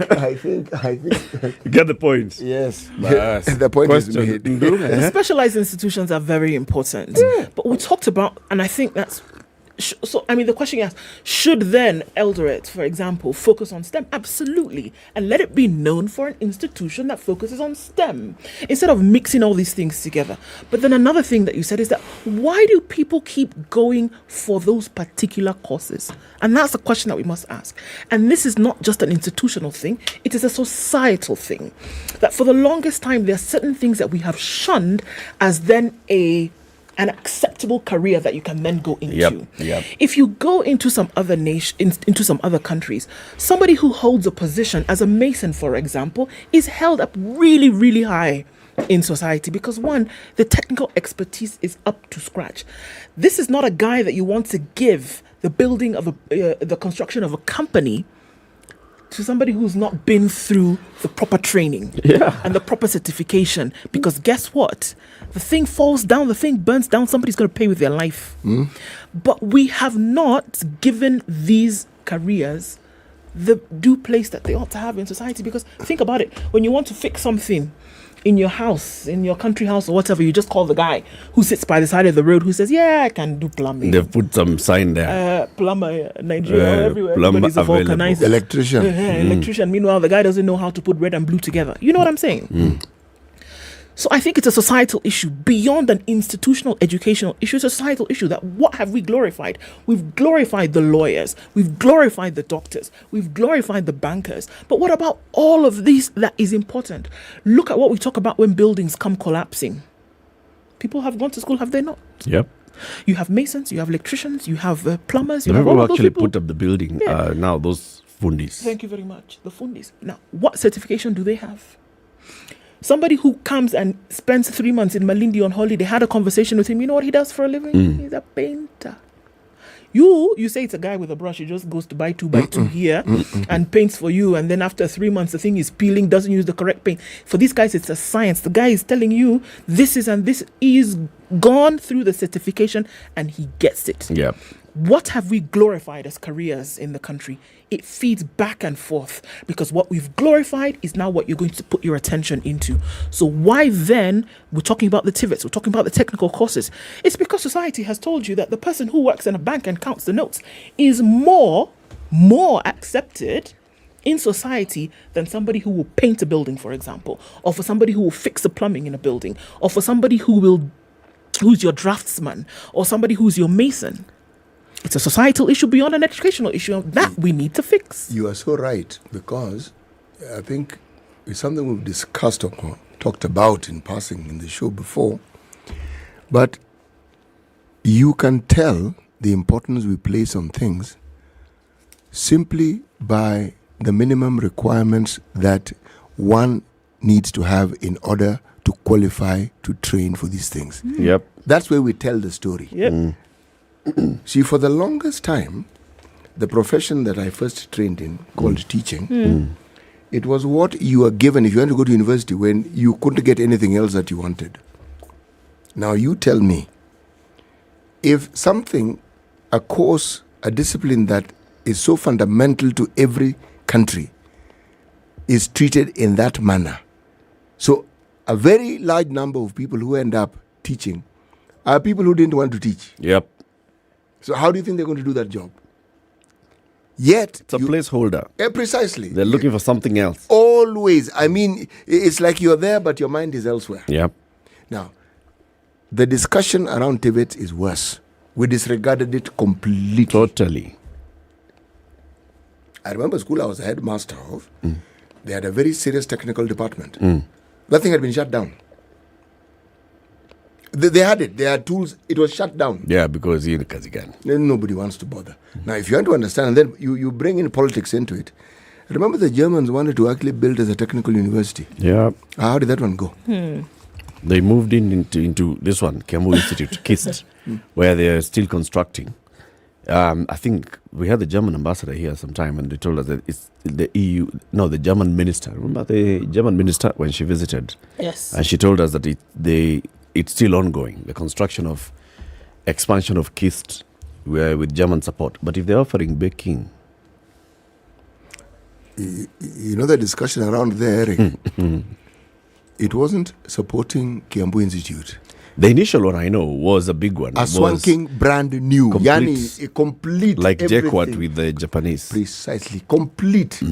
Now, I am saying that the evolving manner in which we treat the disciplines that are offered tells us a lot about the direction that we are going to take even as a nation. Yes. We have a country called Switzerland. My friend, it's run by TVETs. It is. Yep. TVETs. It is. Yep. That is the one country that having a degree is not really a big thing. It's not the one. It's not the issue that you go for. No. But then you have specialized TVET. So it's not one TVET offering all. No. You see, when we say TVET, you're talking about an institution that offers you a specialized skill. Yep. Yeah, I was looking for that word. Yep. It's specialized. So you're really very good at what you do. Yep. Not what you've read, what you do. Where you're producing things. There is one called Kenyanjui Technical, I think somewhere in Dagoretti, right? The students there are actually doing solar panels. They're fabricating solar panels and selling. They are doing something. They are doing something. That's what they're training on, in electrical and electronics engineering, and they're going ahead and actually doing solar panels. See? Now, it's because this Kenyanjui Institute Technical have decided, let's focus. Let's give ourselves this focus on renewable energy, renewable electrical electronics. They're going that route. Now, if you're going and offering sweet tailoring and dressmaking, and you're a TVET, that should be in a separate school where there are actually schools for vocational training for tailoring and dressmaking. You know clearly, if I go here, I'll get into these kind of courses. If I go into this one, I'll focus on this kind of courses. It also allows the institution to get the proper facilities to offer the courses that you're offering. Not that you have a workshop that can now become a tailoring workshop in the morning and in the afternoon. It's a cafe. It's a cafe. You're baking. It's 26 minutes to 8. Let's take a quick break. We'll take a look at the weather and traffic. This is a Situation Room. It's Kenya's biggest conversation. The station that's reminding you about the new show by John Allen Namu, The Last Door, that's showing on DSTV. And this is Maisha Magic Plus, launching this Sunday. What's the date on Sunday? 8th. Yes. Yes, at 8 p.m. Sunday is 8th. It's this Sunday. Sunday is 9th. Sunday is 9th. No, Monday is 9th. So Sunday is 8th. Yes. 8th of January, 8 p.m. on Maisha Magic Plus. Good morning. This is the Situation Room, the only way to start your day. We're bringing the heat this festive season. Fire emoji, fire emoji, fire emoji. With the hottest content this holiday. I'm telling you, have a Showmax festive. Subscribe at showmax.com. The new Samsung Galaxy Watch 5 and Watch 5 Pro are here. These devices will help you achieve your health and fitness goals. They count your steps, calories, and your daily routines, and they support over 90 exercises that you can track right from your watch. You can choose from analog to digital, vintage to modern, and you can select a watch face to help you face the day. Connect to your Samsung Galaxy Watch 5 with your Galaxy devices and take advantage of the powerful ecosystem. Available in select Samsung stores countrywide.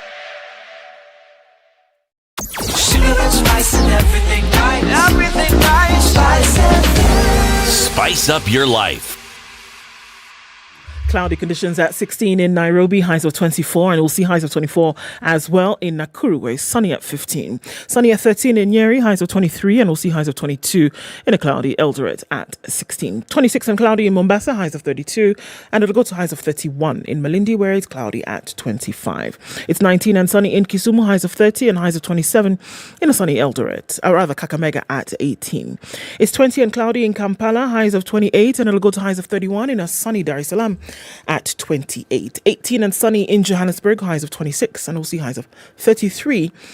In a hazy Lagos at 22, and it's raining now in Kinshasa at 22. It'll go to highs of 31 and lows of 21.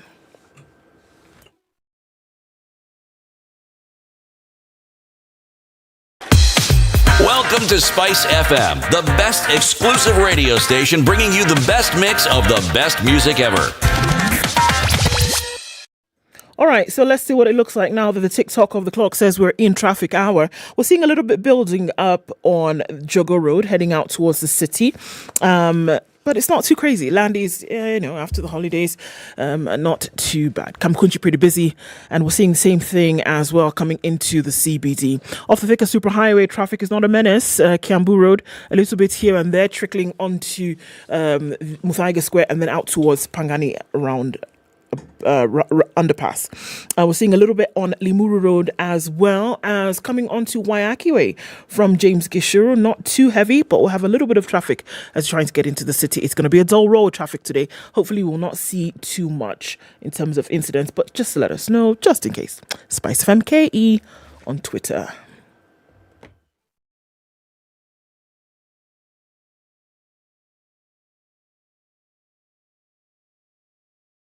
Mature, intelligent talk every morning. Spice up yourself.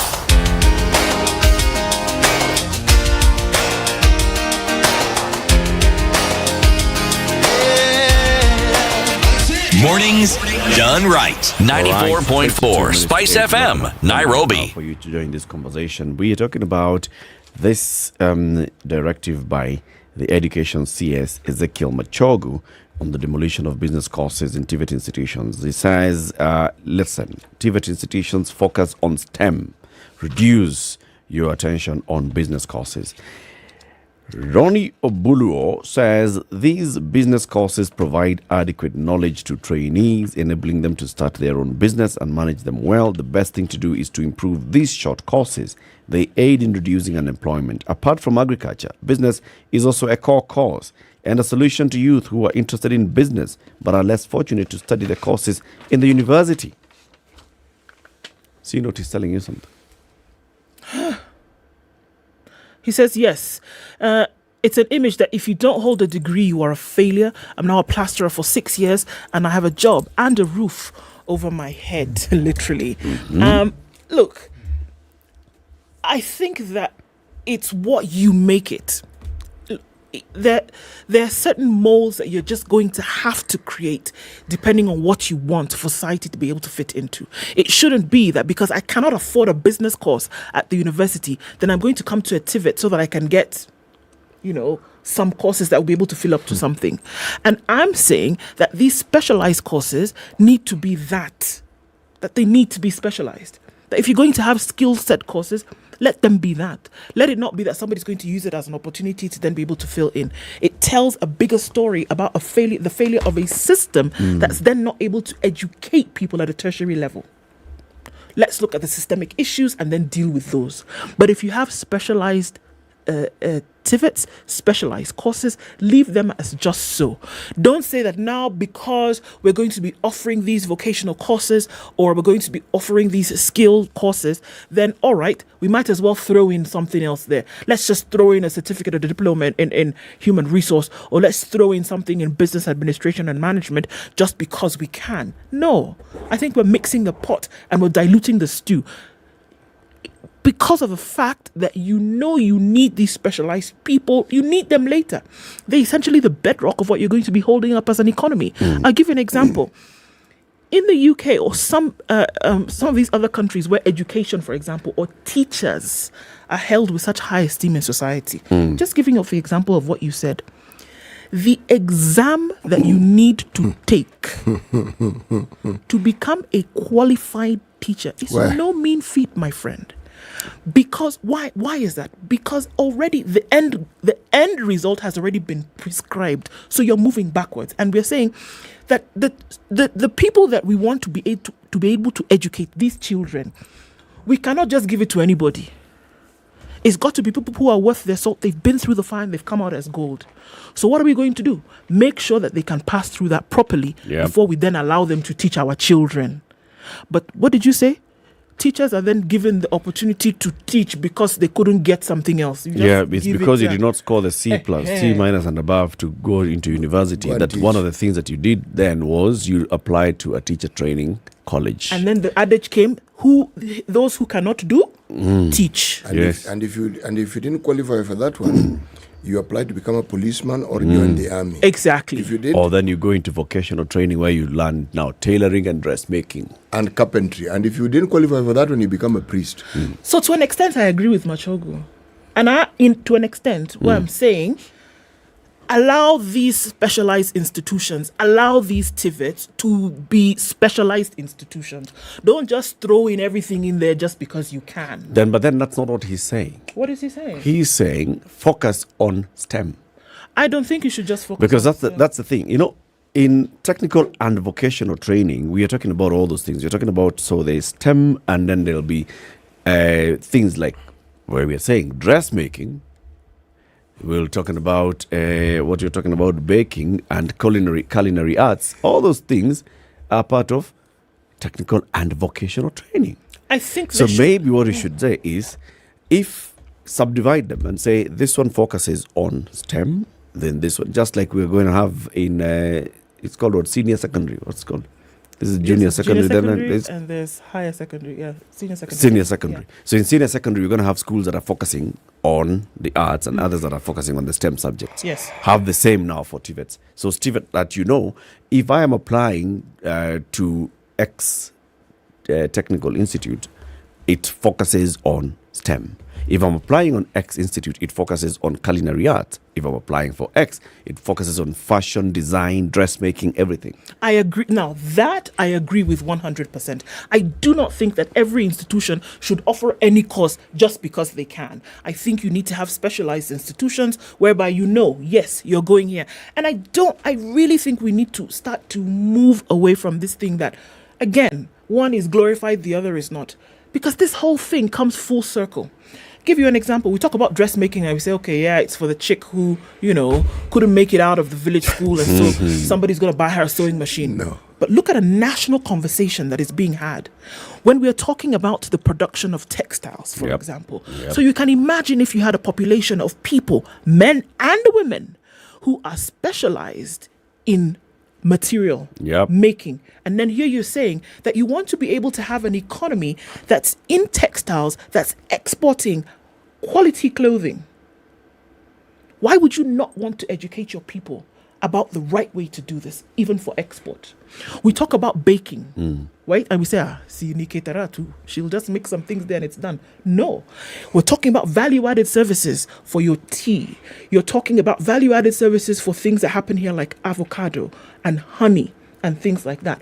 Why not have people who are educated, who are able to put these things together for local consumption and also for export? That's the kind of conversation we need to be having. Not your run-of-the-mill village person who is... No. Who says you cannot bring somebody from the village level and have them educated for a global certification? Yeah. Why not? That's where our thinking ought to be. Can I have Omar on the line? Omar, let's listen to what Omar has to say. Mwalimu, good morning. Good morning, team. Good morning. How are you doing today? I'm doing great. Right. I think Hail Kibaki is the one who revived this thing. We had totally thrashed this thing down the carpet. Uko. Now comes Kibaki and sees we have a gap that we don't have technical staff in Kenya and the economy can't be revived. So he brings this noble idea, although some people tout him for think he is wrong because he made those institutions into universities. Then, if somebody gives you an idea and it works, somebody had to do the hard stuff. What Machogu is saying is a very good thing. I think we need to have zoning. For heaven's sake, an institution specializing in blue economy. Yep. Alafu nasikia wanafanya baking, surely. Blue, of course, those people in the sea will eat, but you don't have to do it. Let Utalii College do that. Because some institutions thrived in the 90s. I was very young, but I remember we even had a football team, Utalii, and it was the only college specializing in hospitality. Then the likes of Amboseli came. Yep. So we zoned them. Those people in Kitui, kwa sababu kuna Kikomi, they do material. Then even right now, even if you go to village polytechnics, these ones that take class 8 graduates, very few of them do plumbing. Sure, I've interacted with quite a number of tutors in those institutions. They just what are do they motor teaching? vehicle. They do motor vehicle MVM, that is motor vehicle mechanics. Then they do tailoring and dressmaking. Dressmaking is for the lower cadre. Tailoring is kind of specialized. Then they also do carpentry and joinery, building and masonry. But I have really looked for an institution in Kwale County that does plumbing. And this part of technical is devolved, especially in the village polytechnics and these TVETs. Yeah. There is a stake that county government has. So some CECs in education in these counties, they need to sit and look at what their counties need most. Yeah. No, we need social workers, fine, but not every TVET should offer social work. Of course, entrepreneurship must be taught as a unit in every. Just like guidance and counseling, to deal with mental health issues and all that, so that we are adjusted. But zoning is the key. So that's where the issue is. The tigers, those tigers, the Asian tigers, have majored in TVET. China majors in TVET. For us to succeed, Machogu is actually right on this. All right. Very right. Thank you, Omar. Yeah. Thank you, Omar. Let's hear from you. 0719-012-600. Before we come to you, City, on what you're saying, Peter says, I support CS Machogu. Some of those TVETs do called courses. Some of those so-called courses can be done as units in STEM courses. It won't hurt for a plumber to learn sales and marketing skills. But the main thing that they're graduating with is plumbing. There's a larger conversation here.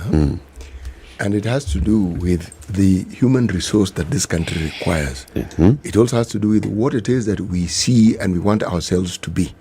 Because all these courses, as I said, they will end up being practiced in the marketplace. So even as we talk about this in the TVET sector, this in the education, whatever it is, what should our focus be? Remember, part of the problem that led to what we currently have was that before independence, what we now refer to as TVETs, plumbing, masonry, those were subjects that Africans were the ones who were supposed to study. Okay? Yes. They were intended. The sort of things that the colonialists believe the African mind can only accommodate some of these simple things that an African mind can. Now, so with independence, the leaders felt, no, this is nonsense. Let's do what these fellows are doing so that we can. The manpower requirement was, how do we take over from what it is that these people did? Yes. And we started neglecting the other aspects of what the education system that was also useful in building up what we have. But right now, we cannot have this conversation that the Minister of Education has started without having the larger conversation of, okay, folks, you as the Minister of Education, what is it that you feel is the manpower requirement of this country? So what should the focus be in terms of the institutions we want to build? In terms of the training that we want to focus on, the emphasis we want to give on these things. What is it? Because it doesn't help us to produce God knows how many number of teachers and then you can't employ them. Yeah. X number of doctors and then you're saying you can't absorb them. And yet we need the teachers and the doctors. So, how do you bridge this gap? If we get caught up in just discussing STEM, not STEM, STEM and perhaps more STEM, the larger conversation, which, as I said, in my mind ought to be the focus, will be lost.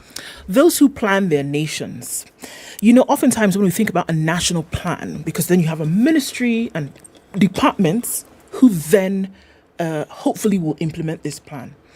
Sometimes we just think that the plan is about infrastructure and it's about roads and it's about buildings and it's about foreign policy and international organizations and all of this. But it's not that just. It goes down to this very level that we're talking about today. That you want to say, all right, what's our export mechanism going to be? What do we need? Does it need to be homegrown solutions? And that's where they go down to the very nitty-gritty of the things that we're talking about today. That the plan includes all of this. That who are we and what are we going to educate? And then what are we going to use them for later? We need to build our own cottage industries, whether it's in textiles, whether it is manufacturing of parts to send outside or to use within the country. It included this that we're talking about. It included what your educational institutions are going to offer. The national plan included all of that. So, and I agree. You have to ask the question, what's our output? What's our goal? What do you want to do later? But we often see it like, well, okay, that really doesn't matter in the national plan. Absolutely, it does. It does. You'll find it's actually factored in. You'll find that a lot of what we're talking about has been factored in, even in the development of CBC, for instance. You'll find there's a lot of input and conversations with industry. What is it that industry requires? In this working task force team party group for education, that thing, the private sector is involved in it. They're sitting in that working party. The employers are sitting in that working party. So there's a thing about industry saying this is where our needs are and what the education should be filling as a gap. And where we are heading forward and what education should be filling as a gap heading forward. So that all is factored into what are we training, what are we teaching, are we getting that into the market? You know how I would see that play out in practicality? That, for example, when you want to then construct a road, a major road like we've seen, and that you bring your China Rail, that long company, China Road and Breed and airports and airports, ports. Then you bring them and they say we'll use our expertise. So at the point of negotiation, at that contract, you say, well, thank you very much. You could be the person who's doing this, but you know what? The contract is insisting that we will use Kenyan expertise. Why? Because you know without a doubt that your people are up to scratch. And that's what I'm talking about in seeing the living out of this plan that we are speaking of today. And that's how far you see when you're sitting here, working party, when you're sitting here, development of curriculum, when you're sitting here and you're saying education is holed up in Machakos County, sitting and talking here for weeks. Yep. That's what I'm talking about. Yep. That when you're developing those contracts and China comes and says, no, you give us the money, we'll bring our own people. You say, absolutely not. Yep. We use our own people because we worth our salt and we know that we can do it. There's a highway training institute. You know, there's that, huh? Kenya has a national highways training institute. It does. All right. As we were doing the SGR, the Railway Training Institute was instrumental in that, in getting very, very many Kenyans who went to study in China and they came back and they've got the expertise and going forward. Now, the thing would be, how is RTI actually looking into the future of training for the future of railway? James is on the line in Nairobi. Good morning, James. Good morning, Tim. Happy New Year. Happy New Year to you. How are you doing? I'm very well. Karibu. Now, Bona Machogo is very right. Mm-hmm. You know, specialization is the only way to do things. Let us look at this. Kenyatta University was the best place to train teachers, B.Ed education. What did they go and do? They went and started a medical course. JKU Watt was excellent in agricultural engineering. What do they go do? They start a law school. And it is replicated. So the universities... Egerton University has tailoring. Yes, you know, instead of dealing with food production, some of the best yogurt was produced by Egerton.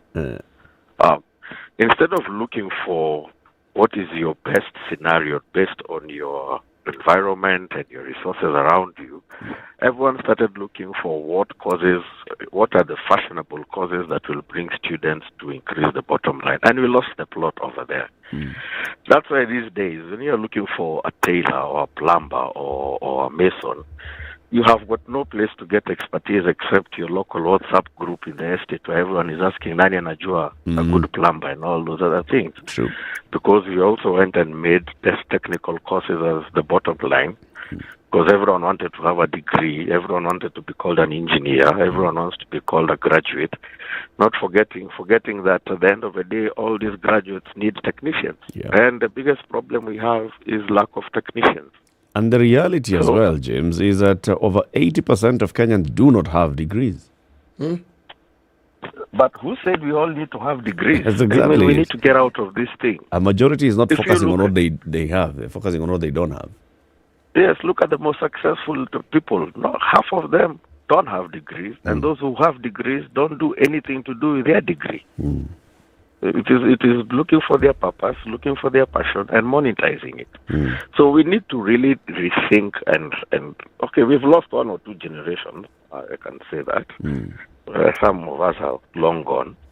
But let us look at the future and we start saying, okay, this experiment of everyone being a graduate with a university degree, is it working? No. Can we go back to the old time of Zemuga there, where technical work was revered? The people who make the most money in the world in the West are not engineers and graduates, are technicians, window washers, plumbers. You know how much money a plumber makes in the UK? They'll be nowhere. If I was given a chance to live this life again, I would do plumbing and go and work and fix pipes. So we need to specialize our institutions. We need to specialize our populace. Not all of us can be doctors. Not all of us can be lawyers. You don't need to be a lawyer to know how to talk or how to read. And just get people in the right place and not stop putting square pegs in round holes. It simply doesn't work. Well said. Thank you very much, James. Thank you. Well, this conversation will obviously and definitely continue happening everywhere, even in our social media handles. We'll continue seeing what your comments are on SpiceFM KE on Facebook and on Twitter and on YouTube as well. Let me remind you about Showmax. It's New Year. We have a reason to celebrate, and what better way to do that than to be thoroughly entertained by the world-class offerings on Showmax. As always, Showmax is bringing you the heart with the hottest content. All you've got to do is subscribe to Showmax. It's for as low as how much? 300 bob. And what you do is you can also upgrade your current DSTV offering. And when you do that, you get the subscription that goes up. We'll tell you about the various plans that you have. You have the Showmax plan, Showmax mobile only plan, and how you can take advantage of each of them and how much it costs. Keep it here for that. Plus, we'll also be telling you that school fees, you can win 35,000 shillings between now and when? Between now and the 7th of September. 35,000 bob. We'll February. Sorry, did I say September? Yeah. I'm in 2024. We'll put a dent in your school fees debt, that's for sure, and it will help to take care of those issues. All you need to do is walk into a supermarket, buy Kiwi Black, and send the code to the number on the tin. Step up and shine with Kiwi. Good morning. It's 8 a.m.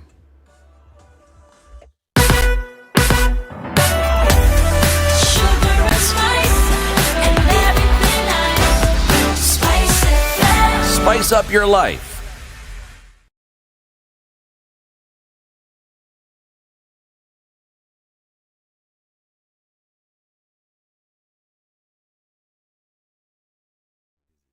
I'm Dennis Aseto.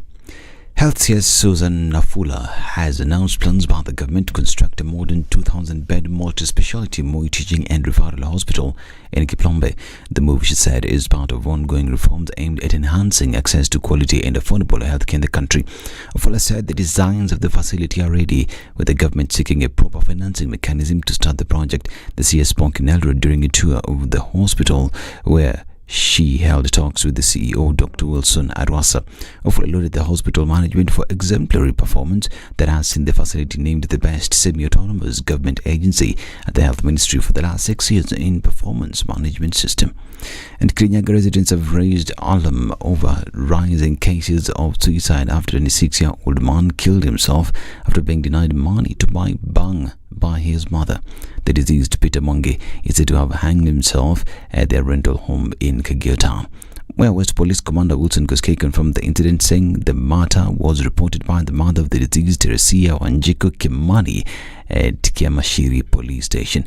He said the officers rushed to the scene but found Mwangi's body dangling on the roof. According to the police boss, there was a brief altercation between the mother and the son as the deceased asked for money to buy the drug, which Ms. Wanji refused. And security personnel in Emuhaya, Vihiga County, have moved in to try and ascertain the circumstances under which a 50-year-old man was found decapitated in his house. Emuhaya Deputy County Commissioner, while addressing a security baraza organized at Emuhaya village, called on residents to volunteer information that would help police to apprehend the culprits. On his part, Emuhaya DCI Douglas Itzaboke called on family members to come for a DNA test to ascertain whether the trunk belongs to Esilaba, in a bid to rule out a scenario where the family may bury a person, not their kin. The area member of Parliament, Mboko Milemba, while addressing villagers, called on the Interior CS Professor Kithure Kindiki to take full responsibility to ensure the killers of Esilaba are brought to book. And the Ethics and Anti-Corruption Commission has recovered a piece of land valued at 100 million shillings that had been reserved for the Nyahururu bus park. The land has, and according to EACC, been irregularly, illegally and unlawfully alienated to favour private individuals. The parcel has now been reverted back to the Laikipia County Government, which is the rightful owner.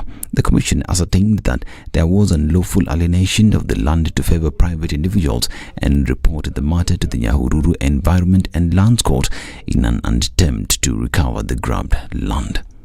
And the Institution of Engineers of Kenya has asked the government to consider licensed professional engineers to engineering-related jobs both in the national and the county government. The society, led by its president Eric Ohaga, said these will ensure efficiency in engineering-related sectors including road agencies, energy utilities, architecture and water bodies. At the same time, Ohaga pointed out that engaging engineers will reduce the risk of collapsing buildings, which he attributed to use of non-professionals in putting up buildings. The institution also asked the government to end the importation of lower cadre engineering labor force so as to allow Kenyan youth graduating from TVET institution to access employment opportunities. And Kajiado Deputy Governor Martin Mohisho wants the Kenya Wildlife Services to contain local wildlife in the parks to avert rampant cases of a human-wildlife conflict in the county. Speaking during an event in Poka Kenyawa ward, where elephants had been wreaking havoc for a while, Mohisha castigated KWS for not taking any action, even when residents alert them about the presence of marauding jumbos in their residential areas. He says that KWS should act and ensure their lives and properties are protected instead of giving them forms to fill whenever they are attacked by the jumbos. And World Athletics President Lord Sebastian Coe is in Kenya for a 3-day tour.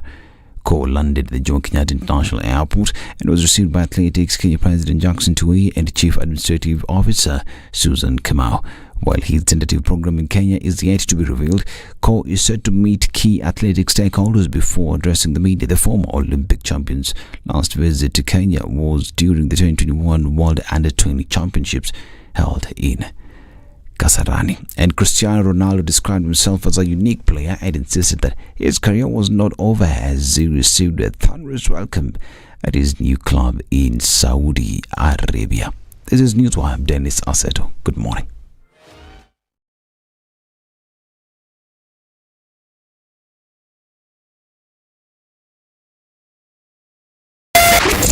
.9 Spice FM, Mombasa. Traffic slowly trickling in on Jogo Road. It's going out towards Landis. It's slowed down a little bit just at Kamkunji, but we're seeing more action on Lunga Lunga. In and outbound traffic is doing the thing right around there. Gong Road, then getting out towards Community and into the city onto Haile Selassie. Not too heavy. And also Kamkunji behaving really well this morning. The Thika Superhighway, no traffic whatsoever. Probably towards the end of the week also. Nothing we're looking forward to, but you know how it goes. Kiambu Road also then spilling over towards Muthaiga Square. Also a little bit here and there. James Gishuru looks good as well. Waiaki Way, not too much of a headache, at least not for now. We are in traffic hour for about half hour or so. See how long that holds out. We should be all right. Mombasa Road leading you out towards Haile Selassie at the junction and then out towards the CBD and then into Westlands.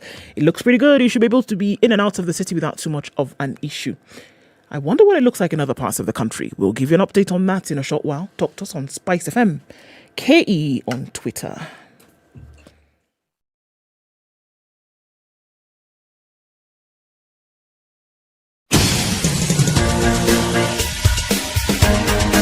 This is the Situation Room, the home of hard-hitting political commentary and penetrating insights about the state of the nation. This is a talk radio experience like no other. The Situation Room, a place for hard truths, debates, and elevated conversations. The Situation Room, witty, political, engaging, deep, controversial. In the room, we have C.T. Muga, researcher, academic, seasoned political observer, a fountain of wisdom in these politically uncertain times. Ndu Oko, Nigerian by birth, Kenyan by choice, communications expert, Pan-Africanist, a truth seeker and believer in people power, and Eric Latif, agent provocateur, the man in the chair, seasoned journalist, news hound, a man who believes in punching up, not down. This is the Situation Room, the only way to start your day. To the third hour of the Situation Room this morning. Happy New Year if you're just joining us.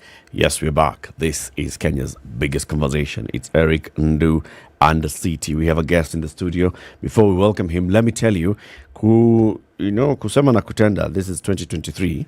I just said I'm going to tell you the best options and plans that you can get on Showmax. Showmax gives you two options, Showmax Plan and Showmax Mobile Only Plan. So with the Showmax Plan, you can register up to 5 devices, while the mobile plan allows you to register 1 mobile device, right? Mm-hmm. With Showmax Plan, you can view simultaneously and concurrently on 2 different devices. So you're watching one here and one there at the same time. With Showmax Mobile Only Plan, you're watching on the one device that you have, right? With Showmax Plan, you experience HD quality streams, while Showmax Mobile experiences SD quality streams. Well, it's on your mobile device anyway. And the other one allows you now to go it onto either your laptop, your gaming console, your smart TV. So I'll tell you now next about how much actually subscribe for each of those. Sawa. Okay, you're keeping your promises this morning. I'm keeping you're a good man. 2023, through things were not happening. We are not being sold for fear. Translate that in Kenyanese. Tuogopi kitu chochote. Okay. Sawa. Na tudanganyani. If that's what you think, that's good. Na tudanganyani. Okay. So for example, Yes. Ebu tell us that proverb. I will tell you the proverb. Yes, but I've heard what you've said. Before I have heard you. Before you ask a man for clothes, look at the clothes he is wearing. Before you ask a man for clothes, look at the clothes he is wearing.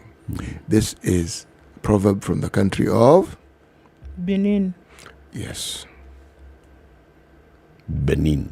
Benin. Yes. And the people of that country are called? Beninois. Benoist. It's a former French colony. Yes. Yes. Okay. And the official language is French. The official language? It's French. Official. Yes. You don't have one? French. A little, okay. Yeah. Well, the other languages, but official language. One official language. I said they speak other languages as well, which only have represent one the official. communities. But let me repeat. Official language? French. Thank you very much. Only. Okay, let me just say it one more time. No, I'm not going to say it one more time. Dr. Elijah Munyi is a political economy and all manner of development expert, and he's here with us in the studio this morning. Good morning, Dr. Ari. Good morning, Eric. Happy New Year. Happy New Year. How are you doing? How was your jumping of the year? Very good. Those are the greetings in Kenya. Very Umevuka good. vizuri. We went to pay homage. We went to the village, spent time with parents. Parents spend time with grandchildren. So we are very happy for their 2 days or 3 days. The grandparents and grandchildren bonding for 2-3 days. Yeah, and we are back to face a new to look for fees. To look for fees. And today's editorial cartoon has this vehicle, and the rear view mirror is basically showing the festivities, and then the front is showing uko ahead, a signpost, back to reality. Yes. So you're back to reality. We are back to reality. And the festivities are now on the rear view mirror. Yes. Life is back where you had left it. We have already budgeted for the January salaries because we promised teachers that is what we will use to pay. And we really enjoyed the December ones because these time schools are really opening late. Someone was asking that salary that they received in mid-December, was it meant to take them up to the end of the month? What was it for? What was it for? But you can get something by the way, Dr. Now that you're here and you're talking about school fees. Ndu, tell him. So Kiwi is doing the business and they're saying step up and shine with Kiwi. This is all you really have to do. These two gentlemen, I'm still waiting for them to go. Okay. So all you need to do is go to your favorite. Can you think we're going to buy and give You it? have told me. Did you go? Yeah. Tell the truth and shame the devil. I bought. You did? Why didn't you tell me? I'm still waiting for it. It was during the time when we were on a break. So you don't have a phone, Abby? To do what? To call me and tell me that you did the deed. Anyway. Sitaki kukusumbua ukiwa holiday. Oh, please. Kiwi Black specifically. Yes. At your supermarket. Yes. When you buy it, you could buy this one or you could buy the 50 ml, which is then 40 grams, right? *459*5#. Yes. When you open the lid, there's going to be a code there. Then you're going to send the code and follow the instructions. Immediately, you get airtime or bundles, whichever one it will be. Okay. And then you also get a chance to enter the draw. And they're giving away 35,000 shillings every week. They started in November up until the 7th of February. You get a chance to win 35,000 shillings in school fees. It would do something, wouldn't it? Definitely. Yeah. And definitely, I mean, Kiwi is always on the list. You're going to buy anyway. So imagine you're going to buy anyway for school. And now, and then they're saying for the school you're buying it for, We can even help you with school fees. Increase your chances, by the way, just by buying more tabs this time. Step up and shine with Kiwi. With Kiwi. Okay, and then you can instead of buying one big one of 100 ml, you can buy 2 small ones. 2 small ones. Those are 2 chances. The chances are this. No, they're more. Yeah. Okay. 2 chances. Okay. Yeah, clever. They're not looking at the size of the tin. You're looking at the number. It's the tin. As long as you bought Kiwi.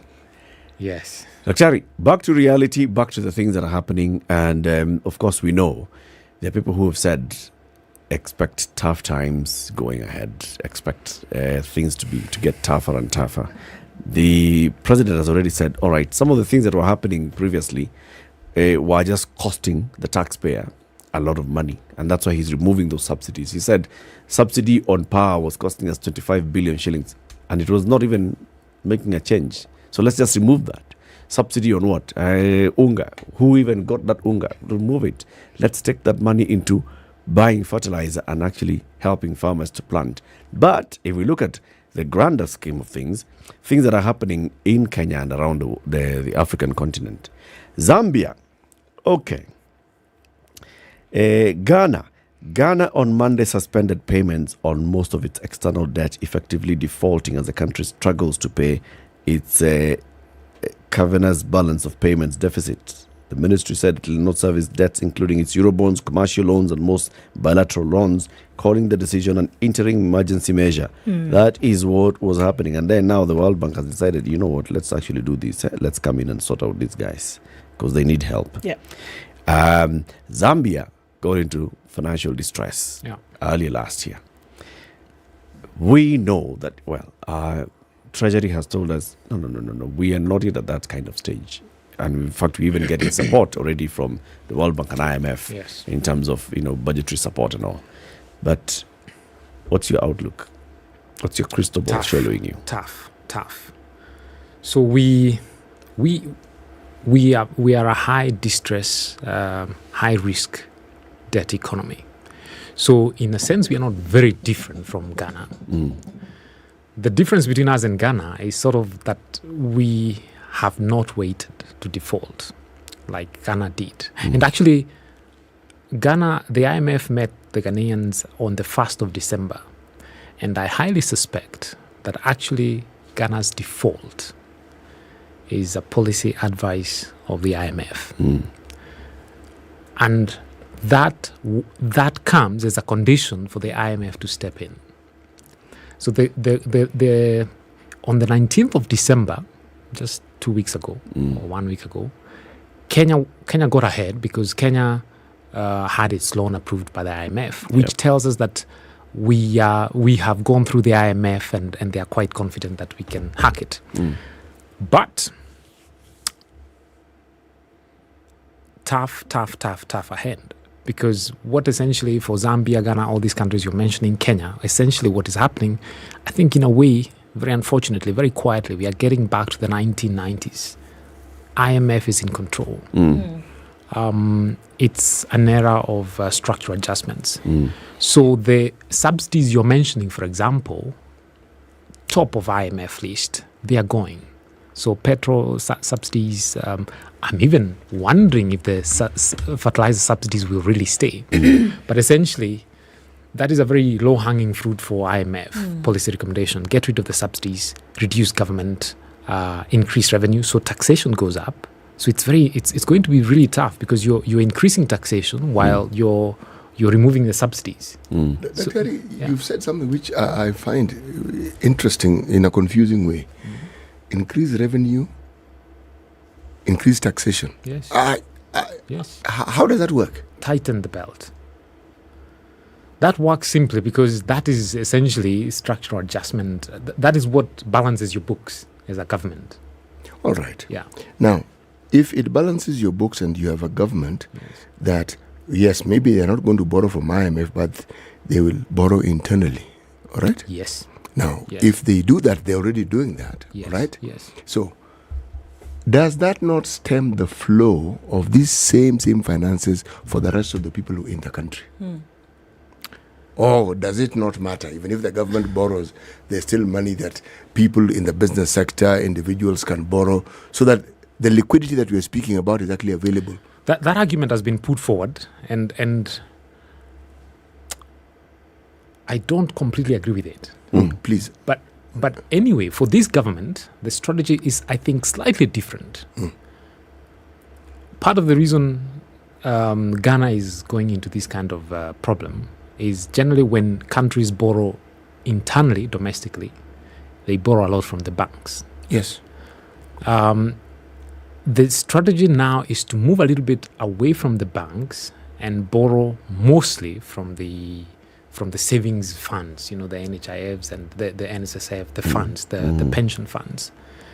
That way, it is seen that the banks will still have their money, and I think that's a better way. It's a better way. For the banks, that argument has been given, but when you look at the last 5-10 years, when government has been borrowing a lot from the banks, would we say, and this is countering that argument, would we say that anybody who wanted to borrow lacked, was unable to borrow? The thing is, in this country, it's a question that you can easily respond to by asking the question, where exactly do the majority of Kenyans borrow from? Is it banks? Is it SACCOs? Is it informal chamas? What is it? You see, there is when you talk about the informal sector in this country, let's say the informal sector as it's viewed by, say, the international lenders, right?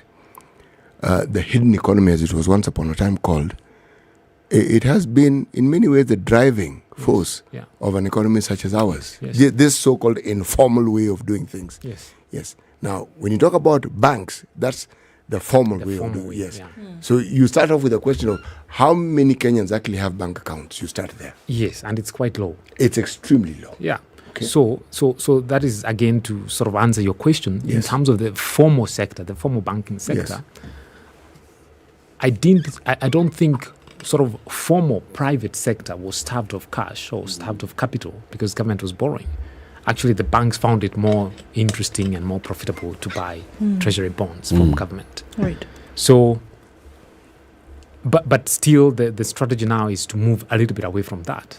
And as for the informal ones, I think we do have an answer. Maybe many of us is SACCOs, and the really low segments is the mobile money. The micro-lenders. Doc, I mean, looking at the Ghana example, because look, I think that oftentimes we have examples of, economic stars or, on the other side, burnouts that we can actually look at and say, look, folks, there's something we can do about this. Just 24 short months ago, Ghana was known by the rest of the world as Africa's rising star economically. Yes. The current Minister for Finance, Kenneth Atta, said the same thing that the Treasury, in those 24 months ago, said the same thing that Treasury is in Kenya today, that everything is okay. He gave Ado, the president, his reassurances that everything was all right. And here we are looking at 50% inflation in Ghana in November 2022. Yes. So first I wanted to ask you, I mean, oftentimes we have these conversations and people might say, inflation, okay, what is that? So when we say that a country economically was doing well, the currency in comparison to the dollar is was phenomenal in terms of the exchange rate. One of the strongest currencies on the continent at that time. And now we are saying you can't pay your loans. People cannot buy food at what they're buying it for 3 times more than what they used to buy. Your basic commodities in Ghana today, in your 3 major areas of Accra, Kumasi, and Ashanti. Why? And first of all, what does it mean when we say 50% inflation? Number 2, what does it then portend for an economy and how then they're able to survive? And then what parallels can we draw with what we are currently seeing in Kenya today? I'll try to follow. Okay. But the first one, which I think you're absolutely right, is this idea of the star economies. And Ghana has been there. And it's interesting. One of the questions I keep on wondering is what happened to Botswana, for example. Yeah, it was always a star. But in fact, Ghana is an example of a crisis of success. Those 24 months you're saying, 2020, around 2020, Ghana sold a lot of sovereign bonds, the Euro bonds. That was the time when it was the star. And the Euro bonds were, I think it's got the biggest Eurobond purchase in Africa. So $14 billion. Phenomenal. Kenya has, I think, 1 billion. Ghana has 14 billion. Wow. And actually the biggest problem of the debt has been the Eurobonds the interest rates are so high. This is again what our president was saying here. Like, we really need to have a target of what is the maximum we are willing to pay for interest for any loan, anywhere, internal, external, and so on. So the external commercial borrowing, which is the Eurobonds essentially, are part of the biggest problem that has brought Ghana to where it is, because the interest repayments alone are more than 70% of Ghana's collection income. Yeah, the interest payments alone. Yeah.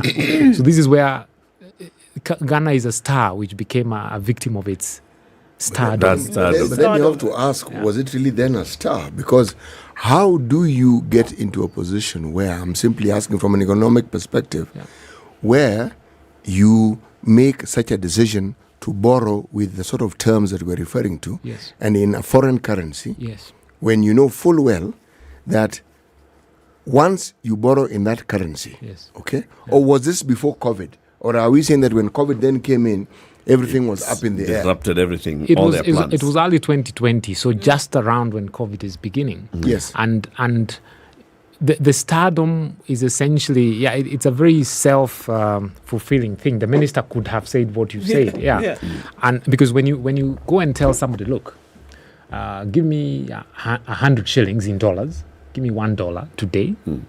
In 3 years' time, I'll give you 150. Yeah, so it's a very good interest rate. So the fact that it was oversubscribed, actually they wanted only $3 billion. They got 14.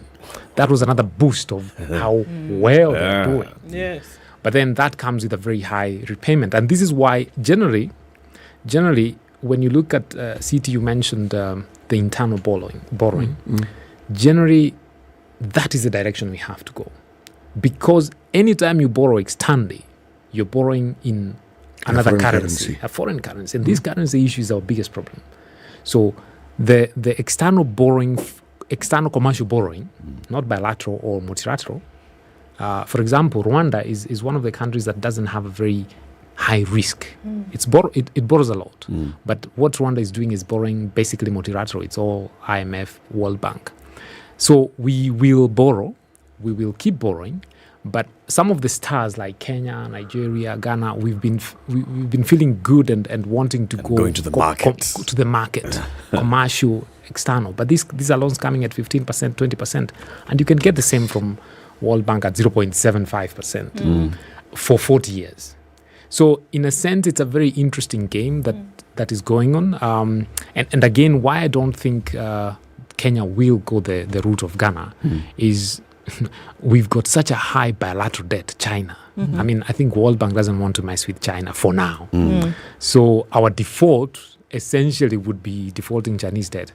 It's such a bilateral issue that I think even at the multilateral IMF level, they don't really want to interfere. So I think the strategy for now has to be take it easy on Chinese loans more and just try borrow to less from China. Borrow less from China. Start diversifying your sources. And by diversifying your sources, come to us.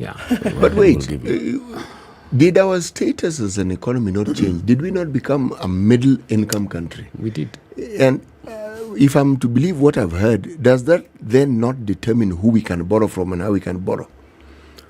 I think it only mostly matters in terms of World Bank. So you're bumped up into a commercial level, which is actually less advantageous. So you move from the IDA to IBRD, which is... I really would like to understand this. How did we acquire this status? I mean, it's been explained to me, but I don't understand it. Because we live here. Do you feel that we are a middle-income country? I mean, when you sit and think and look, do you feel that you are a middle-income country? Yeah, we have an expressway. When we take all the money in the country and divide by our population, the figure comes to more than $1,400 per person. That's how they work it out. That is how you work it out, simply. Surely. That arithmetic is faulty. So the arithmetic is okay. I think. What do you think is faulty? Is the number of people faulty? What are those two? Yes. You're not. You know. Is it the amount of money or is it the number of It's not representative. You know a good number of people who Or don't they have use this the wrong sign. $1,400. They should have done a square root instead of a divide. No. It is not representative in this sense. If 1% of the country, I'm using this as an example, okay, on 95% of The wealth. or the wealth we have, and then you do the arithmetic and tell us we're in a middle-income country. That's what I'm saying. That arithmetic is faulty because it's not representative in any sense or in any way. Or are we dealing with a suspended dream issue here? That, okay, ideally, if you were to divvy up the amount of money that the country says it has, if you were to divvy it up amongst the people who exist in the country, this is what it would look like. And so based on that, we can only then prescribe Kenya to be a middle-income country. Is that what we're saying? Yeah, that's what we're saying, basically. And you know, there's somebody who said the mathematics of average is very deceptive. If you put a man's, let me say a woman's, because I was going to ask you about the proverb, and if it does, if you put a woman's head in a fridge and another one in an oven, then probably they would tell you the environment. The average is okay. Yeah? But essentially, one is freezing. One is freezing. One is exploding. Yeah. So it's faulty. I think you're right in terms of. That is just an average. The distribution of that income in the country is terribly skewed. But going back to the question about inflation, I think it's a question that, in my view, we are not addressing enough. Sure. Because why does your money lose value, or why does your money gain value? It's basically on how much you're trading. How much is the shilling demanded is a function of when a guy goes to when a guy goes to wherever, brings dollars, they have to change those dollars into shillings. Yeah. So what pushes the price of the shilling up is the demand for the shilling. The demand for the shilling is a function of how much trade we are doing. So partly Ghana, what has happened in Ghana? I think they have, is it stopped their cocoa exports or something? Yeah. Yep. Yeah. And it's the same conversation we should be having in Kenya, but and I don't think we are doing enough on that. So our trade policy should be very, very, very, very closely aligned to our fiscal policy. The way to escape from the fiscal problems will be partly resolved by MITI, by our trade policy, and how much we are exporting. We are so keen on saving, but I don't hear as much keenness on expanding. If we had targets, for example, let's upgrade our trade exports by. If we just had 2% increase in trade volumes, we sell goods about $6.5 billion a year. Yeah. If we just increase that by even a percentage a year, or 2% a year, we would actually resolve a lot of the fiscal issues we have now. So, and interestingly, this is where I find it interesting because I don't hear much. This is where I thought probably the office of Musalia Mudavadi would have come in. Over the campaigns, he sounded like this economic guy, this economic guru. He was the economic guy. He was the economic guy. Save, sell, tax. Yeah. Tax comes the last one. Yeah. But there's a lot of emphasis on taxation now. So we need to save as a country so that we provide the pension funds and so forth for the government borrowing. But first, we need to sell. So sell, save, and tax. then tax. Okay. I agree. But then ask yourself, what do we actually sell? I think this is What are our exports? What? Yes. Okay, let's take a break on that note. Yes. It's 27 minutes to 9. This is Kenya's biggest conversation. We're talking about the economic situation in the country. Is Kenya likely to head the Ghana route, or what can we do to avoid heading the Ghana route? We know what Ghana has done. Ghana has defaulted on its loans. Ghana has now gotten support. It's getting support from the IMF. what is it that we can do to make sure that we avoid getting there? Dr. Elijah Munyi is a political economy and development expert. He's here with us in the studio, and we'll be continuing this conversation after this break. Let's take a look at the weather and traffic.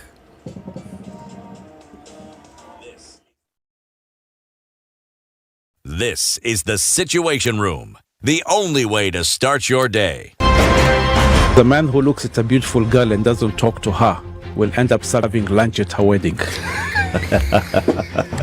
Hiya, City. Do like that. My father has killed a mouse. Will he fail to kill a man? Ameua panya. Small mammal, big mammal. Mtu atamshinda. I mean, I don't answer. What are they saying? Meet the Samsung Galaxy Tab S8 series with the new Epic standard for tablets. The Galaxy Tab S8, S8 Plus, and S8 Ultra come with the brand new S8 Pen, so you can power your creativity and take your productivity to the next level. Featuring the fastest chip ever on a Samsung Galaxy tablet, you can be sure of lightning fast speeds when you play or work. Connect your Tab S8 to your other Galaxy devices for a seamless, continuous experience. Available in select Samsung stores countrywide. All right, so partly sunny conditions in Nairobi now at 17, highs of 24 and lows of 16. It's sunny at 18 in Nakuru, highs of 24 and it'll go to highs of 23. In a sunny Nyeri at 15. It's sunny at 17 in Eldoret, highs of 23 and will go to highs of 32 in Mombasa, where it's cloudy at 28. 27 and sunny conditions in Malindi, highs of 31 and it'll go to highs of 30. In a sunny Kisumu at 23. It's also 23 and sunny in Kakamega with highs of 27. We'll see lows of 14. Kampala is sunny at 20, highs of 28. It'll go to highs of 31 in Dar es Salaam. It's cloudy at 29. It's 19 and sunny in Johannesburg with highs of 26 and will go to highs of 33 in Lagos, where it's 22 currently. It's raining at 22 in Kinshasa, highs of 31 and lows of 22.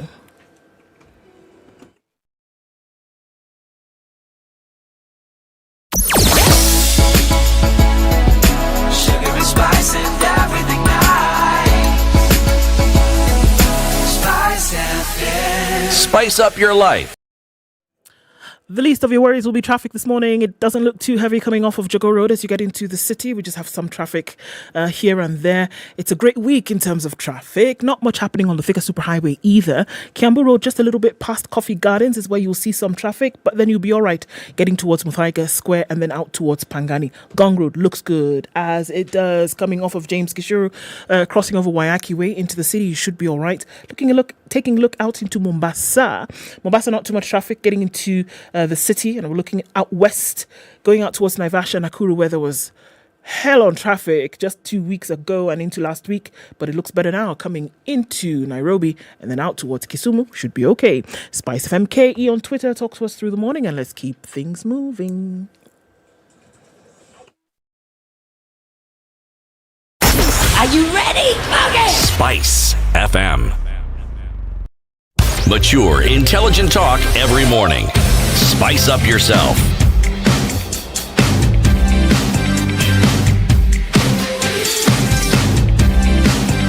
Mornings done right. 94.4 Spice FM, Nairobi. Governance expert. Yes, to that question by CT. So, what is it that we export? We know we export flowers, we export coffee, we export tea, we export human resource. Okay, we start with we export human resource, and we export flowers, we export tea, we export coffee. What else do we export? Nothing answers more than labor exports. Yeah. And interestingly, a lot of these labor exports now are actually in the lower level, Middle East, Gulf. So these women we are sending to that place are bringing us a lot of money. And they're supporting a lot of economic activity, school, medical, and so on. So that is 4.1 billion, which is just 2 billion short of the amount of money we get from everything else we sell. So remittances are big. And as part of our saving, so we said sell, save, tax. Yep. As part of our savings, I think we really need to think about these remittances. How can we hold them in a common pot where they can also be utilized in a constructive way, maybe beyond the consumption? But then, yes, tea, flowers. tea. We sell tea as far as Afghanistan. So Pakistan, Pakistan, is Egypt, big. locally here, Yes. elsewhere. Yes. So But that discussion about the value addition, that conversation is still ongoing, is it not? It never moves, man. Yes. And when you talk about tea or coffee, again, same conversation. Value addition. But actually, let me ask this question. There is this conversation, even as we're talking about the $14 billion that Ghana borrowed. Yeah. What did they use that 14 billion for? What was it for? What were they borrowing for? Yeah. Good question. And you see, the question that is going to follow is, did they do what they said they were going to do? Because if you borrow money for economic development, my understanding is this: it's supposed to help boost your economy to the point where the repayment of this money that you borrowed becomes easier. So it shouldn't be a problem. Yeah, the borrowing should not be an issue, because it's supposed to help generate a lot more money than your economy has before the borrowing. So now when you have the opposite happening, you borrowed money and the economy is not producing more. It's more or less where it was before you borrowed. Partly, it could be two things. I'm not very sure. But it could either be, at best, it might be like us, infrastructure, roads which have not yet, I suppose, in a way, started to generate that income. Yes. Or expenditure, also like us. So you borrow money to pay for health, to pay police, to pay and so on and so forth. So it's budgetary allocations, which a lot of it is you buy cars, you pay the police and so on. So you find yourself in the same hole. So I think it's a really good question. And why I remember one time I said here, we need to attach the borrowing to what you're saying, to economic generation. Sure. Yeah, we need to say, once we borrow these $2 billion, it's because these $2 billion in 5 years can probably generate almost the same amount of money. It's true. We do borrow money for infrastructure development, but we also borrow for other economic activities. You see, now, even as we're building roads, the roads have a purpose. I mean, it's taking you from point A to B, but there's some economic activity in A as there is in B. Yes. Now, the moment this road is built, what we then assume is that the activities will then be enhanced as a result of the road, isn't it? But do we see this happening? Now that we've built the roads, whatever it was that made us want to improve the roads, do we see an improvement in that? Because if there is indeed that, then this issue of do we have enough money to pay would not be even a discussion, because we would have enough money. Yeah, to some extent, yes. The roads, I would say the roads are working. Yes. There's improvement. So we can see, for example, where I come from, there's a lot of new economic activity in Leaf that's called Mogoks. That is very easily brought to the city. It gets to the market before it dries. It gets to the market, and it's a 24-hour economy thing. The only problem we have is that the roads are so good that the cars drive too fast. So I suppose, they work. So the problem likely is the expenditure when you're borrowing. Precisely. When you're borrowing for paying teachers. In the previous hour, we had a conversation about planning generally.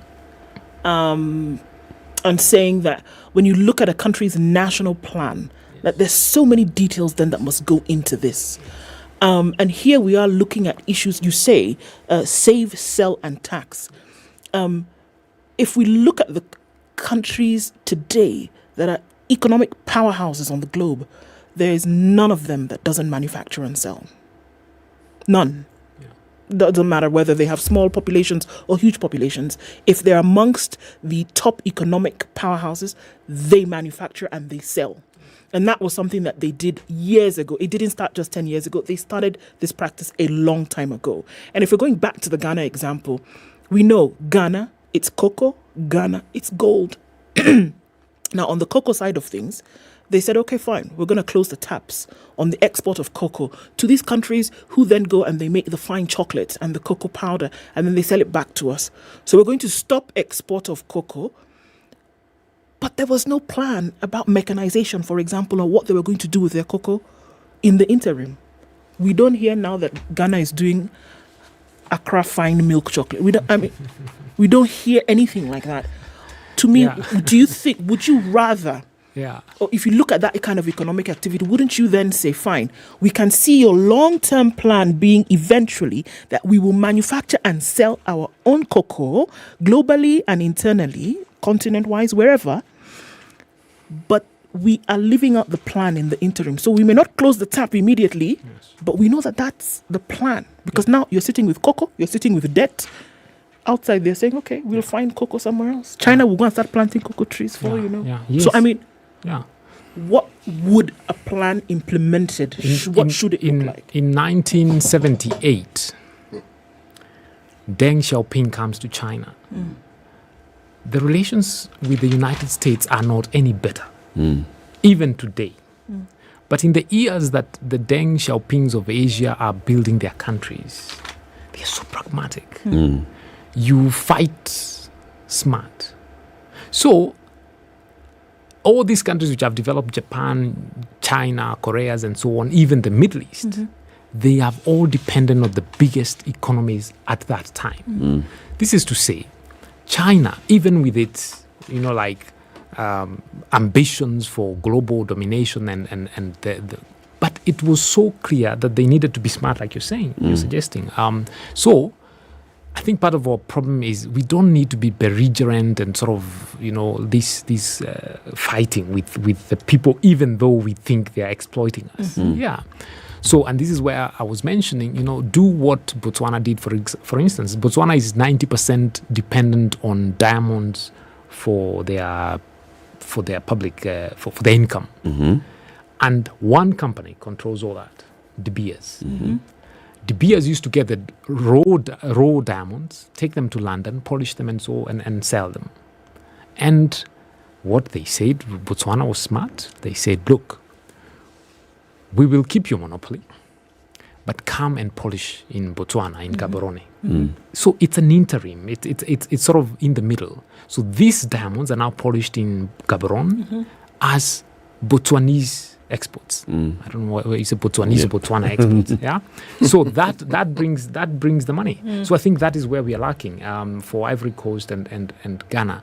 We've had actually this cocoa debate since the 1960s. They tried to form a cocoa cartel.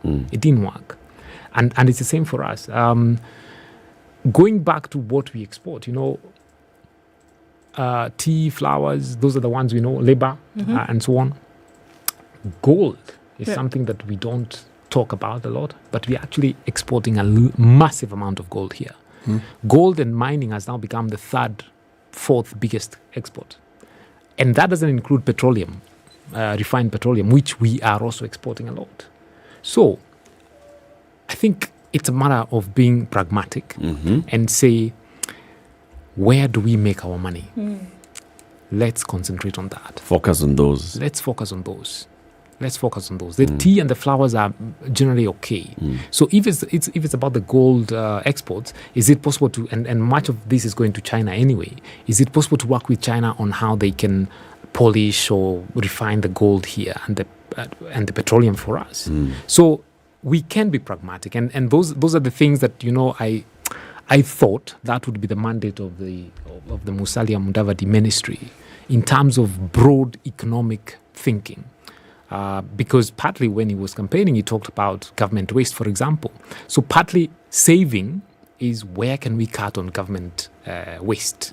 Yeah, and I think he had a figure. I don't know whether it was the 2 billion that Uhuru talked about last time, but we can save a lot, and it's better if we did the saving out of our own decisions as a country than being forced by IMF, and they're going to. Yeah.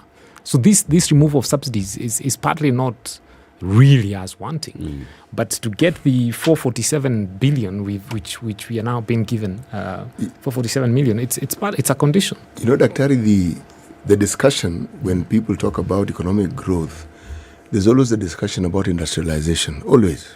Okay, export driven, etc., etc. But there is a discussion that I think should go alongside it and should be given even more emphasis. Of what use are all these things when you are not talking to us and telling us how you're going to feed your people and how it is you're going to make food affordable and how it is you're going to enable people to be able to buy what they need. Meaning, this shilling that we have, even if you get, say, 3,000 shillings a month, Yes. if that 3,000 shillings a month can feed you, then you have a good shilling. Yes. But if you keep saying you'll be given more money and yet the more money buys you less, because what it's supposed to buy isn't in enough quantities, then the emphasis on what it is that in my mind is fundamental, then these infrastructure projects, the roads and what have you, become to me white elephant projects. Because of what use is a good road, a good super expressway, if we cannot feed people? Of what use is it? It's not good.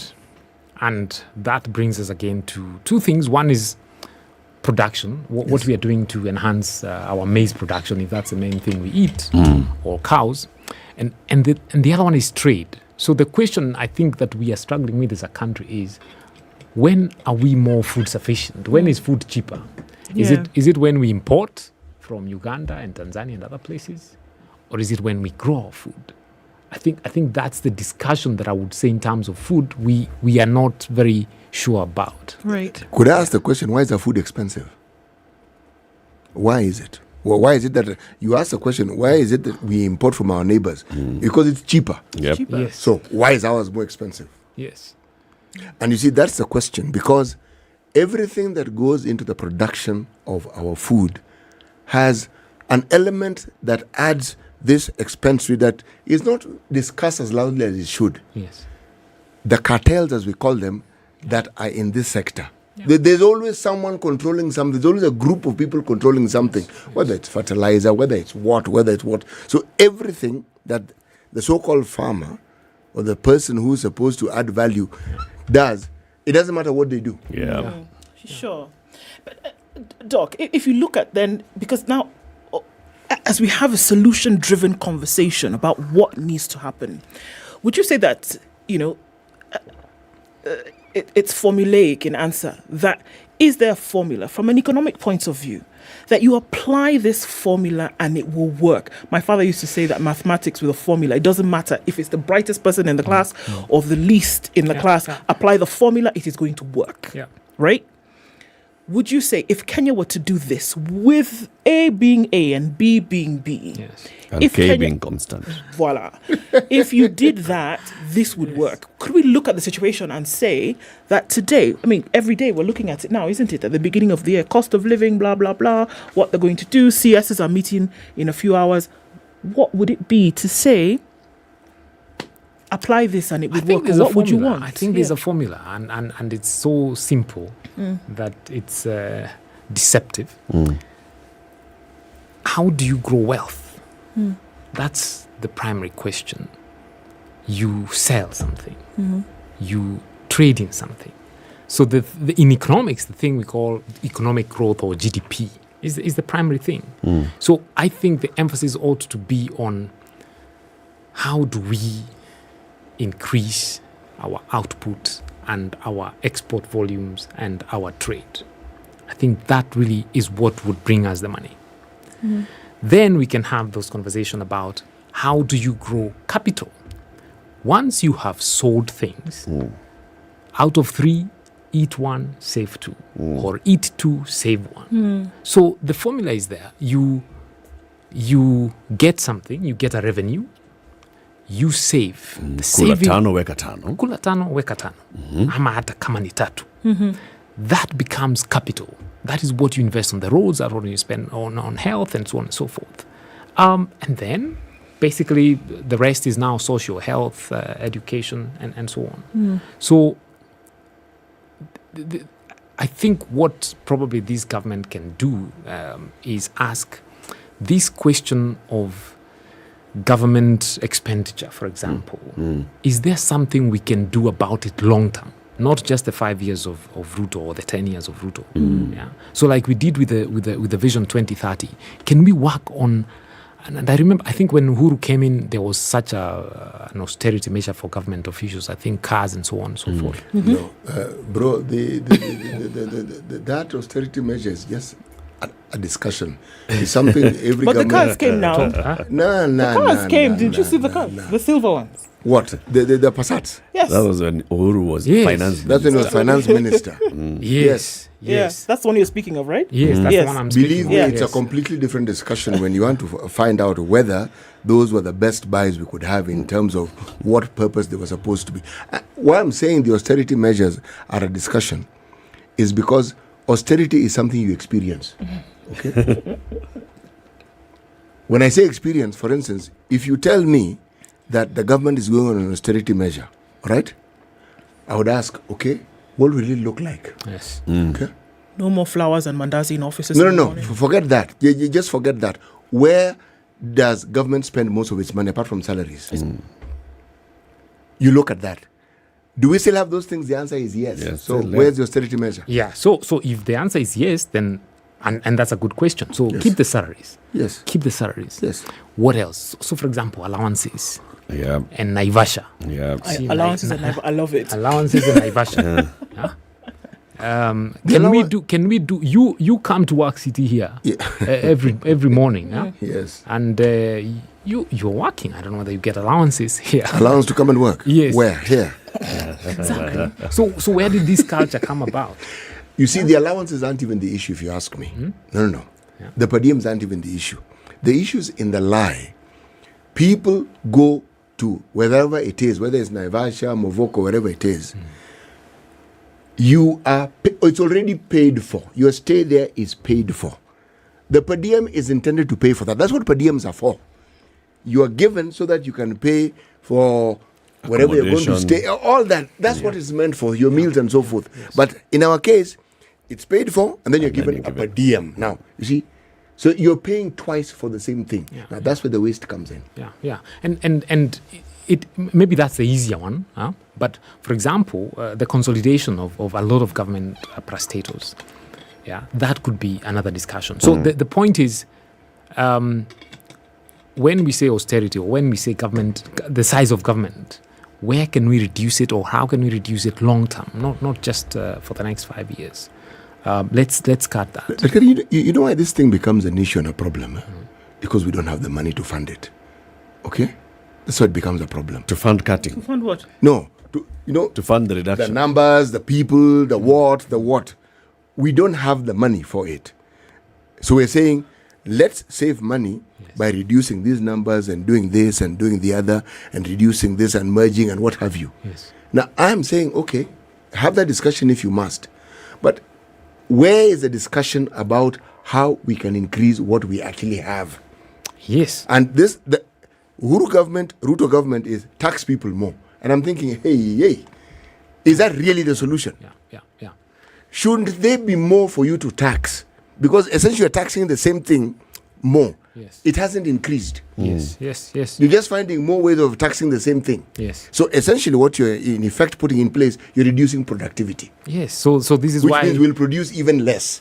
Yeah. He has said people profit planet, for example. That is what I'm saying.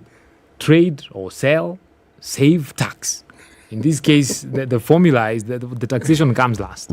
Yeah. Once you've grown your national cake, yes, and you have saved, mostly from a government perspective, you've cut down the size of government a little bit.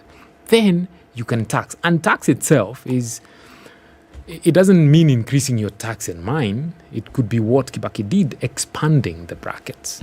Yeah, it could be. Essentially expanding to make sure that everybody chips in. Then, this same money that is taxed is the same money that we pay for hospitals, we pay for everything that we do, and yet the tax that we pay is supposed to have ensured that these services are available. You see where the problem comes in? So, you talk about wealth creation, it becomes a fairy tale. It's a long tail. Yes. So how are we going to? How do you create the wealth then? Okay. Let me tell you about crime. That's something I can tell you about. So, Dr. John Alan Namu, you know him. Yes. John Alan Namu has been working on a series that's going to be showing on DSTV in a couple of days on Maisha Magic Plus. It's called The Last Door. So you know all those cases that remain unresolved. Just the other day we had the issue of bodies showing up on River Yala. We have cases of criminal things that have been reported that have never been resolved, and we don't know exactly what happened. Now, he's been doing some investigative series, and he's actually put it together into a series that's going to be showing on Showmax Pro. Or not on Showmax Pro, on Maisha Magic Plus. And it starts this Sunday from 8 p.m. So make sure on your DSTV, you go to Maisha Magic Plus this Sunday and start watching that. You'll get to see a lot of the things that we just assumed and they passed and went. Yeah. Dr. Elijah Munye, thank you very much for joining us. He is a political economy and governance expert. Good morning. It's 9 a.m.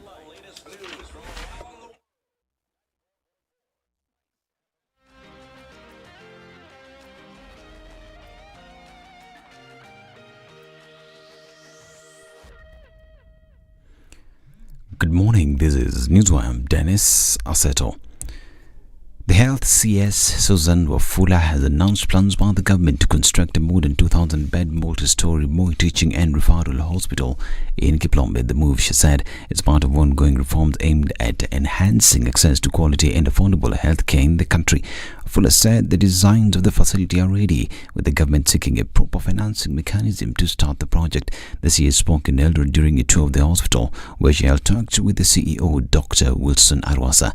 Fuller lauded the hospital management for exemplary performance that has seen the facility named the best semi-autonomous government agency at the Ministry of Health for the last 6 years in performance management system. And Kirinyaga residents have raised alarm over rising cases of suicide after a 26-year-old man killed himself after being denied money to buy bank by his mother.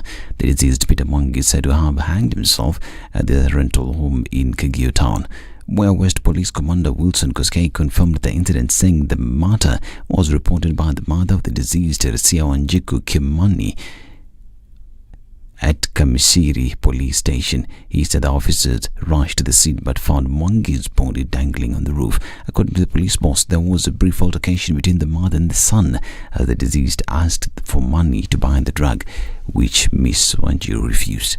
And security personnel in Emuhaya, Vihiga County, have moved in to try and ascertain the circumstances under which a 50-year-old man was found decapitated in his house. Emuhaya Deputy County Commissioner, while addressing a security baraza organized at Emuhaya village, called on residents to volunteer information that would help police apprehend the culprits. On his part, Emuhaya DCI Douglas Isaboke called on the family members to come for a DNA test to ascertain whether the trunk belongs to Esilaba, in a bid to rule out a scenario where the family may bury a person who is not their kin. The area member of parliament, Mboko Milemba, while addressing the villagers, called on the Interior CS Professor Githure Kindiki to take full responsibility to ensure the killers of Esilaba are brought to book. And the construction of the state-of-the-art Center for Disease Control and Prevention facility has hit the home stretch amid optimism that the new headquarters will transform the continent's public health sector.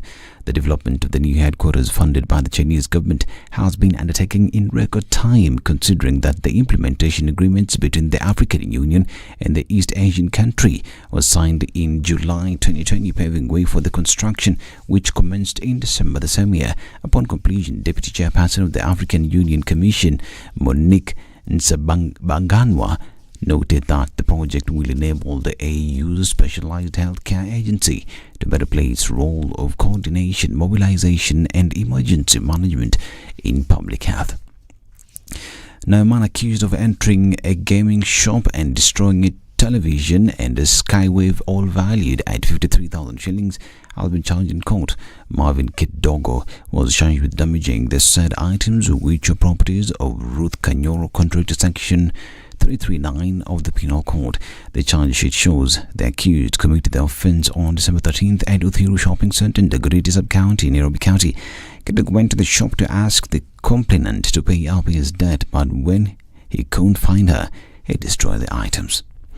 Now, the U.S. Congress was plunged into disarray as renegade right-wing Republicans blocked favorite Kevin McCarthy from becoming Speaker of the House of Representatives in a series of humiliating votes seen as a rebuke to the party establishment. The California congressman needed a simple majority to be elected as Washington's top legislator, who presides over House business and is second in line to the presidency. But for the first time in a century, Republicans failed to elect a speaker in a nail-biting first 3 rounds of voting, given blanket coverage across U.S. television networks. Rather than celebrating their new control of the House, the party instead face a drawn-out fight to elect a speaker that could further deepen internal divisions and put McCarthy's political career on the line. Still in the U.S., and a former Colorado funeral home owner was sentenced to 20 years in federal prison for defrauding relatives of the dead by dissecting 560 corpses and selling body parts without permission. Megan has pleaded guilty to fraud in July. She operated a funeral home, Sunset Mesa, and a body parts entity, Dawn Services, from the same building in Montrose, Colorado. The 20-year term was the maximum under the law.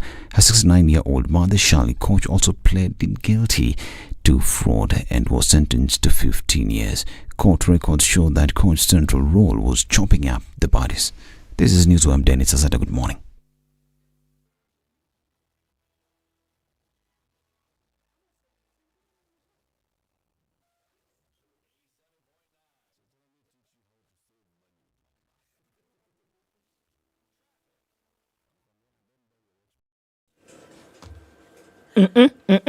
Not much in terms of traffic today. Jogo Road getting towards land is at that roundabout, some here and there. Lunga also we saw earlier that has started with some traffic. Langata Road looks good, as does Mombasa Road, heading out towards the Nyeri Stadium roundabout, and it's going to take you to Haile Selassie without too much of an issue. Into the CBD, traffic, and also on the Thika Superhighway, much clear now, so clear, and much clearer on Kiambu Road as well. Limu Road hasn't seen traffic since I don't know when, but that's not an issue right now. So we're not going to have a traffic problem today. So yes, congratulations. Move where you're going carefully though, because propensity to go faster when there's no traffic. Let's talk half an hour or so, see what it looks like. SpiceFM KE on Twitter.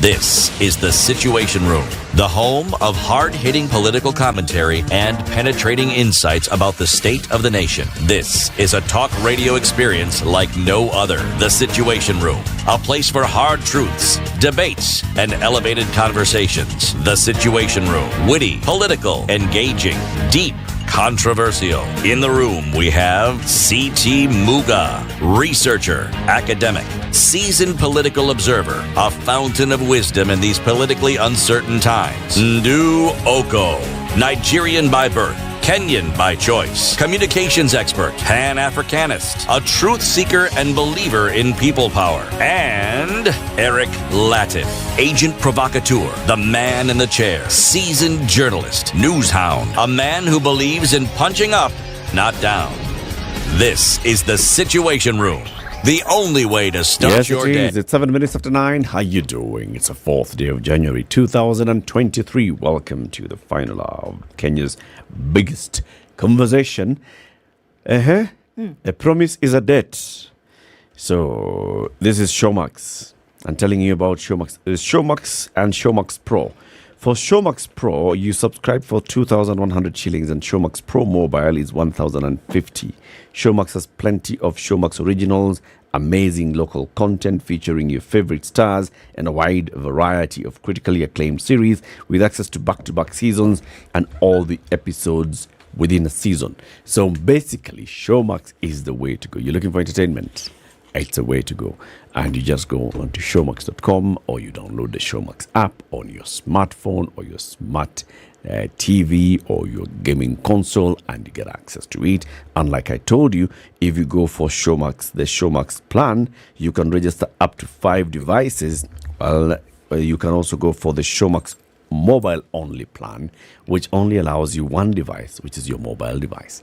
So with the Showmax plan, basically you have access to 5 different devices, and you can watch on 2 at the same time. So you can be in your vehicle and you are sitting there at the back left and you're watching, or you're sitting parking somewhere and you just remember, hey, let me catch up with just one episode. As I wait for my meeting. One episode of catch up on your mobile device while the other people are watching at home. This is when you have the 5 devices registered. It's the way to go, my friend. Isn't it just? It is the way to go. Hey, CT. Yes, please. Use your Samsung Galaxy Tab S8 Ultra. Yes. With S Pen. Yes. And the 14.6 inch screen. Yes. And I don't know, you were telling us about what if it falls, it does not break. Yes, it has a shield strength of 39.4%. Just in case you didn't know, hardness of 33.3%. Of what? 33% of what? Well, you see, it's the armor. You see, you look at the screen, but there's a frame in which all this is. So it would protect 33.3% more if it didn't have. Meaning, if you compare it with other gadgets that seem to do or claim to do similar things, or if you compare it with an earlier version, this particular one, whatever protectiveness is enhanced by the percentages you have heard me mention. C'est ça. Okay? Yes, and you see, ultra durable. It's called a new armor aluminium, just so that you understand. Okay? Not too complicated. My friend. But telling you that, I'm not saying you go and dip it in water or you climb the fifth to the fifth floor of a building and then drop it down. That's not what I'm saying. I'm saying when you're using it and it drops, say, for instance. Accidentally. Yes. Like one green bottle. Standing on the wall. Yes. And if one green bottle accidentally falls, then there are 9 green bottles left standing on the wall. Right. So, since this green bottle is the only green bottle, let me read the proverb, shall I? Okay. Before you ask a man for clothes, look at the clothes he is wearing. Before you ask a man to... No. That's not the proverb. Before you what? That's not the proverb. Before you ask a man to give you clothes. Before you ask a man for clothes, look at what he's wearing first. Yes. Okay. Abi? What did I say? No. What you were going to say is that's what why we were forestalling. That's why we helped. Because we know you. We know you. That's why we helped everybody to just be safe. Yeah. Please. Forestall this one then. Okay. There are 2 schools of thought in this country. One school of thought is led by the president, and he says, you know what, people, okay? The way the economy is looking, we have got to stop spending willy-nilly on things that are not necessarily beneficial, but are just for political expediency. And that is why I came into office, and the first thing I said is, these subsidies, they've got to go. They're not helping. Subsidy number 1, unga, remove. Fuel subsidy, work towards removing it. Remove it. What was the other subsidy? Electricity, remove. Now, there were the other stimulus plans that had been done during the COVID era. For example, today is the 4th. From today going forward, if you've received a message from your bank, it tells you, dear customer, we thank you very much for banking with us. Happy New Year. Welcome to 2023. From the 4th, we are... Following the CBK directives. Yeah. We're going to reinstate... etc. excise duty and taxes on what? Transfer. Okay? The Central Bank of Kenya has reintroduced charges for bank-to-mobile transactions effective 4th of January 2023. Therefore, any bank-to-mobile transactions that you undertake shall be subject to the reintroduced charges. So those ones are back. It is those COVID-era stimulus issues that have just been what? Removed. And we are back there. Higher. It is also the time when there are those who are saying, we are teachers, we want more pay. We are doctors, we want more pay. We are public sector, we want more pay. And there is a school of thought that's saying, all right, people, we cannot be talking about that at this point. We need to be tightening our belts. So we tighten our belts so that we can cross this river together, across the bridge. If we don't do that, then we cannot all fit on the bridge. Do you know why it is people want more money? Tell me. Because they feel that if they have no money, they'll have the more wherewithal to purchase. Yes, and to do the things they need to do, what money is supposed to do for you. And what we spend most of our money on usually is food. Yes. Because we have to eat. Okay. Now, let me ask the question again. What is the policy of ensuring that there's so much food in this country that it doesn't cost as much as it's costing now? and yet the farmers benefit, because it can happen.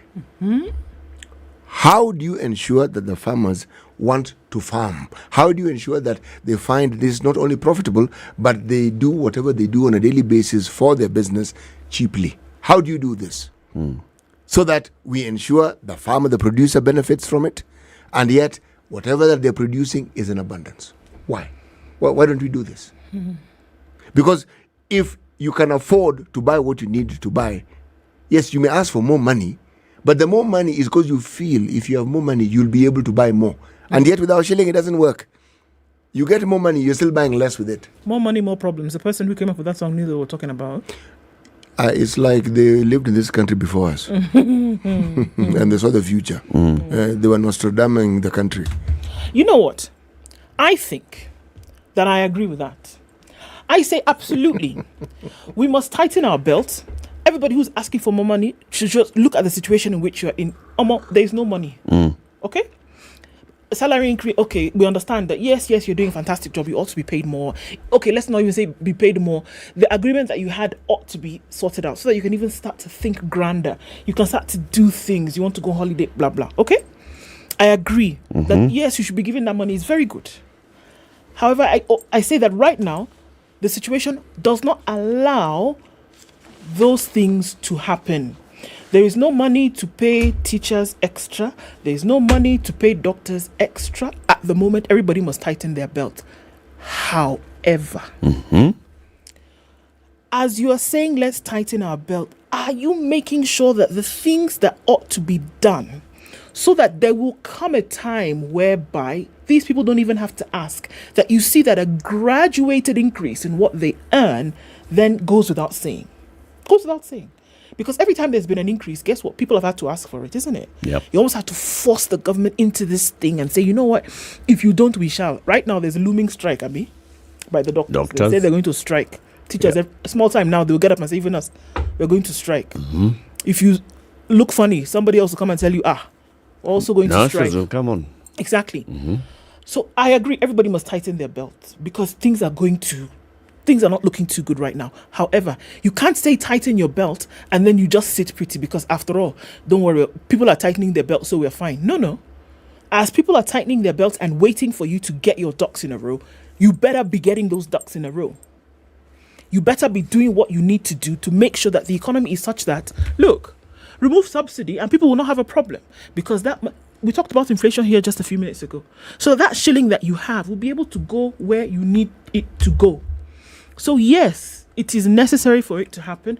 Those measures need to be put in place so that things can run smoothly, so that you're able to then manufacture and do what? Save, sell, and tax. You cannot tell people to tighten their belt. After a while, there will be no waste left.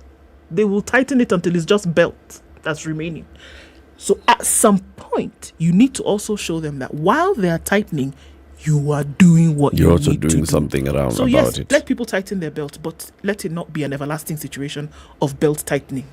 Do what you need to do at the same time. So the government is basically saying the government is stopping, those excessive expenditures on its citizens, in terms of stimulus or subsidy or whatever you want to call it. For me, subsidies are not a way towards economic growth anyway. Sawa. Yeah. So as it's stopping to do that, what else is the government doing? Now, the one indicator is the president saying, I want to see a 300 billion shilling reduction in expenditure this year.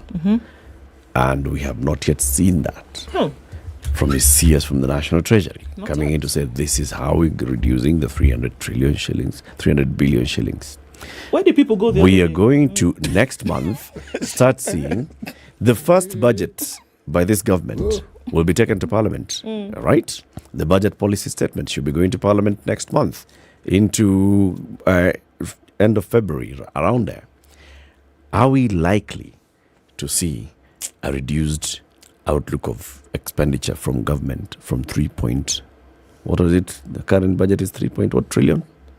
3.3. Are we going to see a budget that's less than 3.3 trillion shillings? Or are you going to see a budget that's going to be more than 3.5 trillion shillings? My dear brother. Is the government going to be spending more? And what is it going to be spending more on? Is it going to be spending more on those things that it says, to supporting agriculture and boosting agricultural production, or spending productivity? less? Or is it going to be spending less and focusing the money on the things that need to be focused on? So those are the things. As we all tighten our belts, this thing that we finance called government, yes. Is it tightening its belt? And that's why I'm asking you, where did people go the other day? People went to watch football in Doha. Yeah. Other people traveled. How many people traveled to, where is this place? America. For the US-Africa Summit. How many people went to South Korea following the president up and down, running everywhere, doing things? How many people are going to Laikipia? How much money are you giving them? I'll give an example. When you're in a particular climate and you say, I'm feeling cold, and then you walk outside, shouldn't your behavior then now, I'm feeling cold, right? Your behavior should then mirror the things that are coming out of your mouth. Yeah. One would expect that you wear a jacket.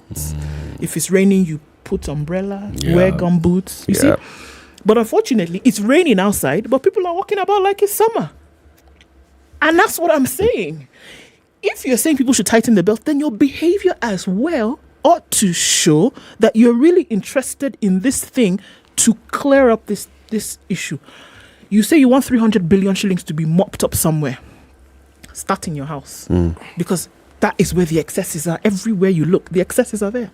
You will find it. I'm telling you, if they were serious about it, they will not have to struggle to find that 300 billion. They'll find it. Let your what do they know? Walk the that one. Talk. Thank you very much. Walk the talk. People will also see that you're serious. So even as they're tightening this belt, they see that you're doing the same thing. They'll say, let's tighten a little bit more because we can see that the behavior is mirroring the thing that they're actually saying. Can't drink water. Can't preach water and drink wine. You can't. You can't. People will laugh at you. And you know what? That is why when you now come and tell doctors, come and don't strike. You come and tell teachers, don't strike. You tell clinical officers, don't strike. You tell nurses, don't strike. They'll say, what do you mean don't strike? Or why should we not ask for more money? Because we can see the things that you're doing. You who's telling us not to ask for more money, look at how you're behaving. But if we're all behaving in the same manner to show that we are serious about getting this economy moving, getting people to actually get the things that they want, getting the citizenry protected economically, then there's no problem. When you say, doctors, hold on, they will see that you're actually serious about it. Then they'll say, okay, true. We can see. Let's actually hold on.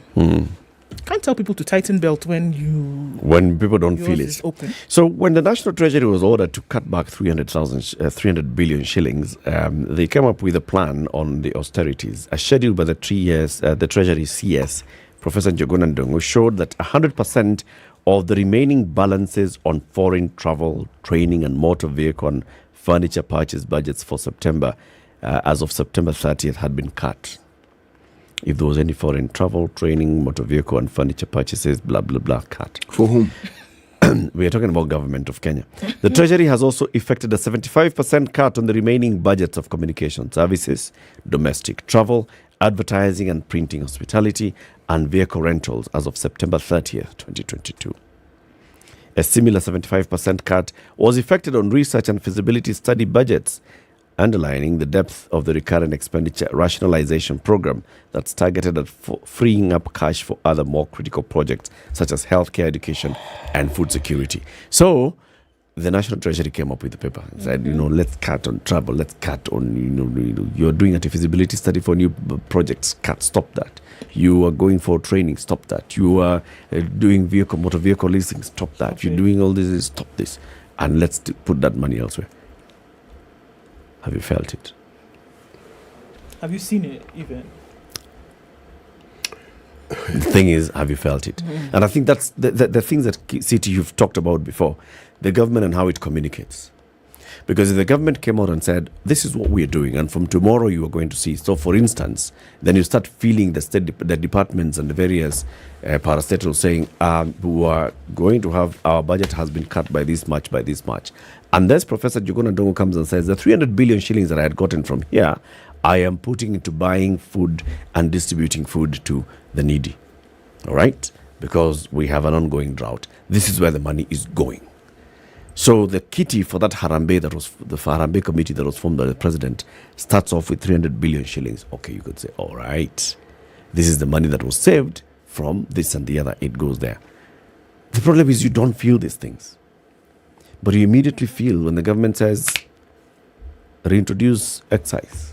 When the government says, you're still going to contribute five shillings per litre of petrol on petroleum development levy, but you're not going to get any subsidy on it. Yes. Only price stabilization mechanism is not going to be affected. And, so yet that is the money that is being deducted for that. And you're still purpose. contributing towards it. So where is that money going? All those questions will remain unless the government actually comes out to communicate.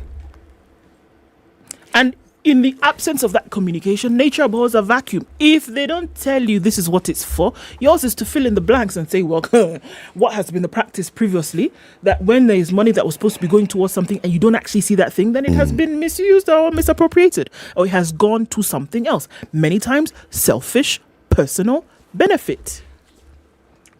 That's what's going to come out of it. But you're saying the same thing here, Eric. That if you want to say that this is what it is for, and then we cannot see, you're not walking the talk. You're not wearing the jacket in the winter. You're not. You're not. And that is the only way to do it. If you're not, unless you're not ready or you're not interested in the things that you're talking about. And this is not a wait-see kind of action. This is not a thing to say, okay, this is what the plan is. In a few months, we'll do it. No, it's a now action. It is a today action.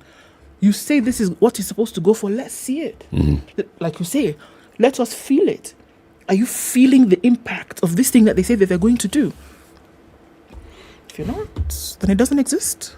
The question, though, is should the government cut back on its spending? Should it? Look. Does the government cutting back on spending actually translate Make an to impact on this thing that we're speaking of? You would have to know the numbers.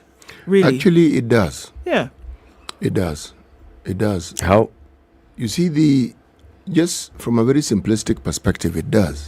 Simplistic in this sense, if the government spends X shillings to go about the business of a government, and you've looked and you've determined that some of these activities don't need to be done on the scale in which they are done, travel means you are spending money on fuel. Okay? Advertising, communication means you're advertising in the papers. Yes. Okay? Travel means people are, again, using fuel or taking aeroplanes or taking choppers or however it is they travel. So you are saying these things aren't important. So you reduce them. Okay? So the question would be, the travel was there because there was a need for it. People don't travel because they just want to travel. They travel because it's part of their duty. So how then will they conduct the duties? Now, COVID taught us that you can have Zoom meetings. COVID taught us very well. COVID also taught us that very many of the things that people did, we still had a government, it was still functioning, and yet all the things that they were doing previously, we were not doing. So let me start there. We were not doing the things that the government says is cutting on before. How much money did we save? I'd like to understand. We were not traveling because there was COVID. You couldn't go anywhere because there was COVID. You couldn't go to Naivasha because there was COVID. You couldn't go to Mount Kenya Safari Club because there was COVID. Okay, how much money did we save? Because some of these things had already been budgeted for. That was the money that was now redirected towards the COVID response. You see? So as a result, you're able to feed people. You see? Once you have that amount and you know what it is that we're talking about, all right, then we know and we can go back and say, since we survived and we're functioning without this, why are we going back to our old habits when we found we could actually function without those habits or with a minimum? So we know how much we would save. We know what it can do. This isn't guesswork anymore.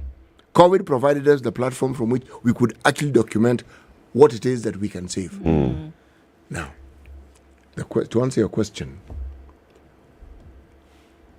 this saving that we're talking about, we will understand it when we hear the amounts. Should the government cut back? When you talk about austerity, because austerity is the conversation, right? Austerity is the conversation. And the president is telling us, okay, guys, even he said, I've got to make the tough difficult decisions, painful pills to swallow, but we all must swallow this pill. All right? He's basically signaling that, you know what, guys, we've got to hunker down. It's going to be rough. Let's be ready. Should the government cut back?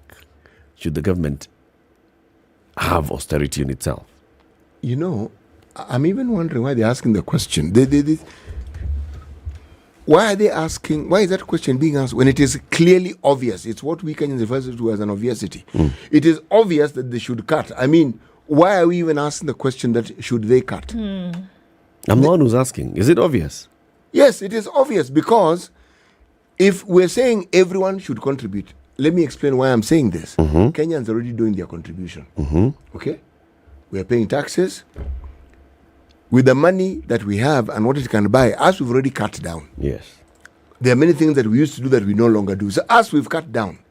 Now, our own expenditures have been reduced significantly. The question is the government reducing the expenditure? And I'm saying, by all means, for heaven's sake, it isn't even a today thing like Ndu was saying. It is a yesterday thing. This thing should have been done a long time ago.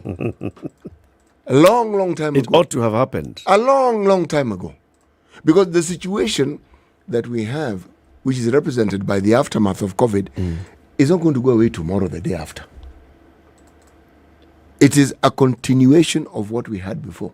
So how then do you talk about going back to the activities of a time when there was no COVID, with the expenditure related to it? Yes. And there's an aftermath with the COVID.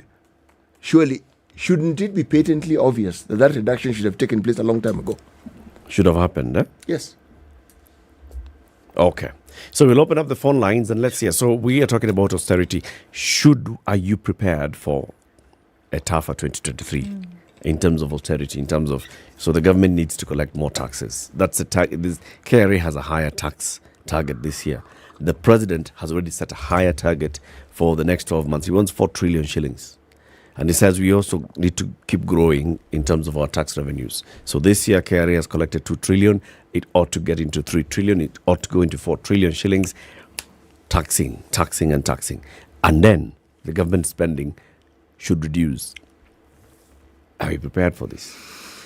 Let's talk about school fees, Ndu. Are you looking for some? I'm sure you are. You can get some, and that's with Kiwi, who says step up and shine. If you walk into any of your beloved supermarkets, pick up a can of a Kiwi black polish, star 459 star 5 hash is what you will enter with the code that's under the lid, and you have instant airtime or bundles. And then you have a chance to be entered into the draw, which we'll see over time until the 7th of February. 35,000 shillings being given to 36 winners going towards school fees. Step up and shine with Kiwi. Indeed. 28 minutes to 10 as we gear up for Sunday when John Lanamu's The Last Door series premieres on Maisha Magic Plus. Get ready. Do you have your subscription ready for Maisha Magic Plus? Make sure that you do. It's on DSTV. And, the one thing that Dr. Elijah Munyu was saying.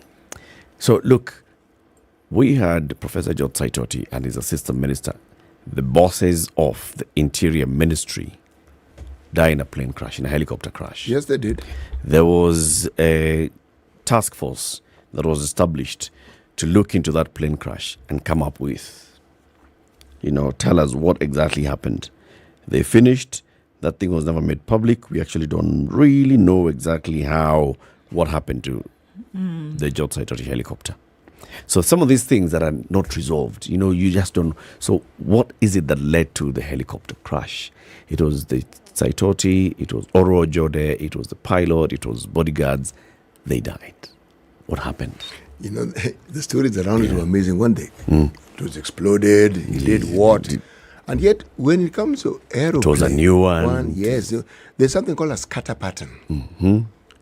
It tells you when a plane crashes, the scatter pattern of the parts will tell you whether something exploded or not, or the thing just came and landed. Yep.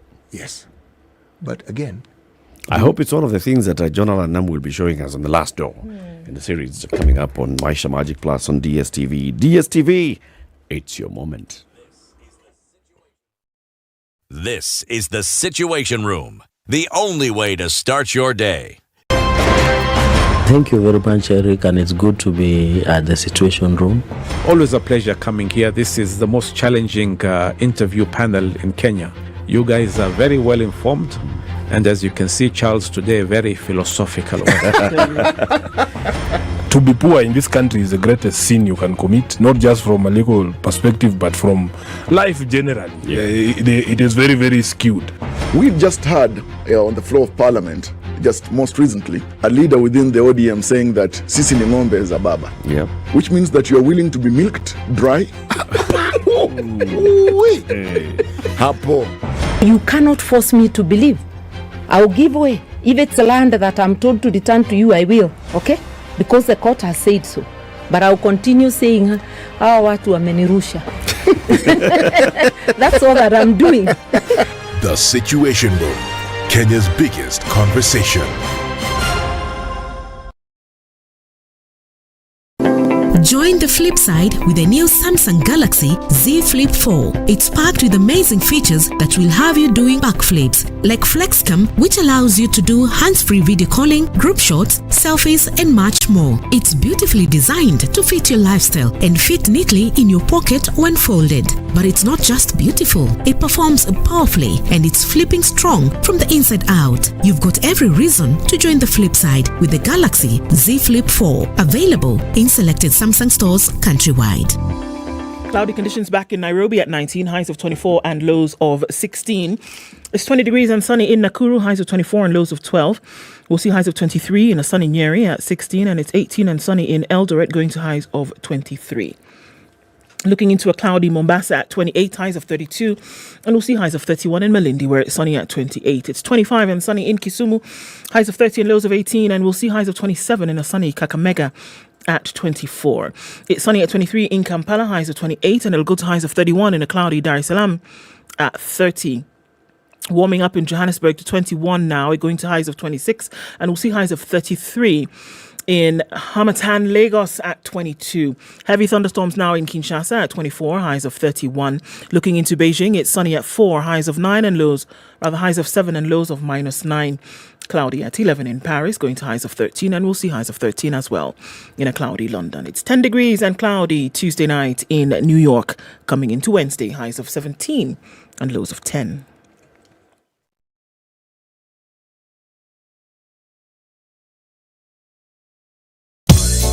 London Mulu, DJ Absolute. When the gang is together, got the sugar, got the spice. Yorada. Yes. I have missed you like hot hamburgers. Yeah? Like hot hamburgers. You know, bad boys give more money than you can count. Hey, bad boys give more money than you can count. If it's fun, it's funky, it's fresh, you're definitely going to catch it here.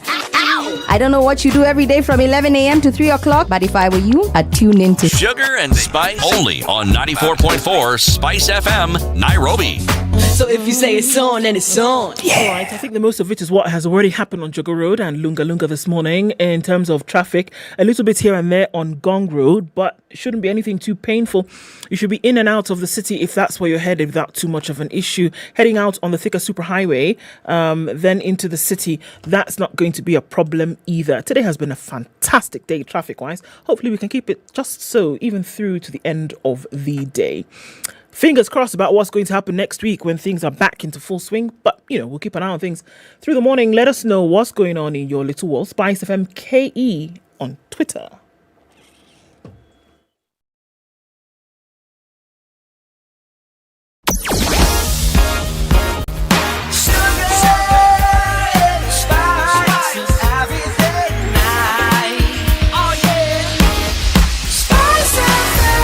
Spice up your life. Mature, intelligent talk every morning. Spice up yourself.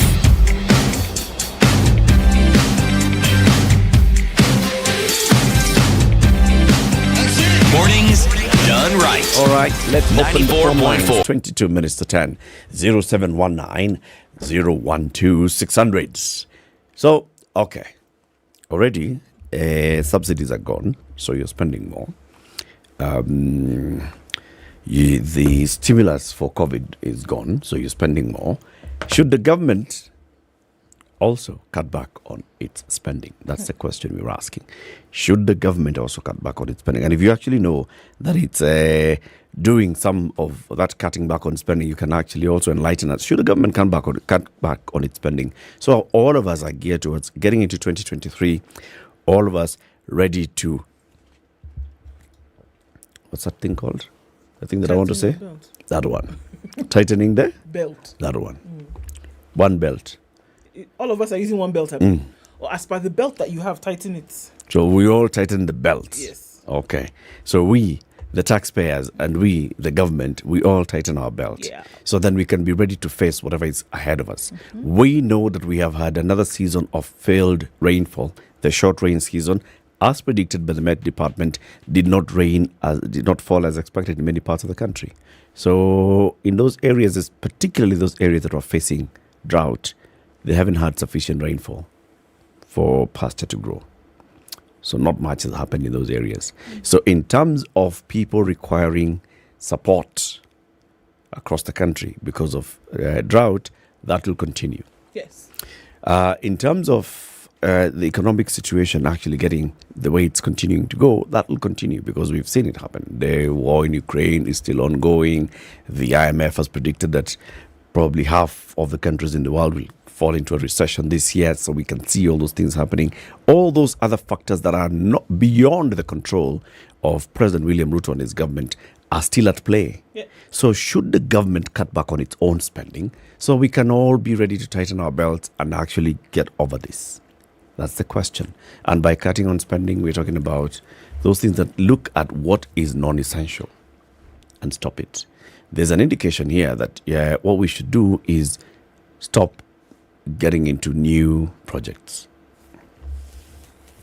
That National Treasury was basically saying part of the 300 billion shillings is we cut back on looking at feasibility studies for starting new projects. Don't start new projects, okay? Finish the ones that you have. And also those ones that you are doing, look at the ones that are of greater benefit. Yep. Follow them.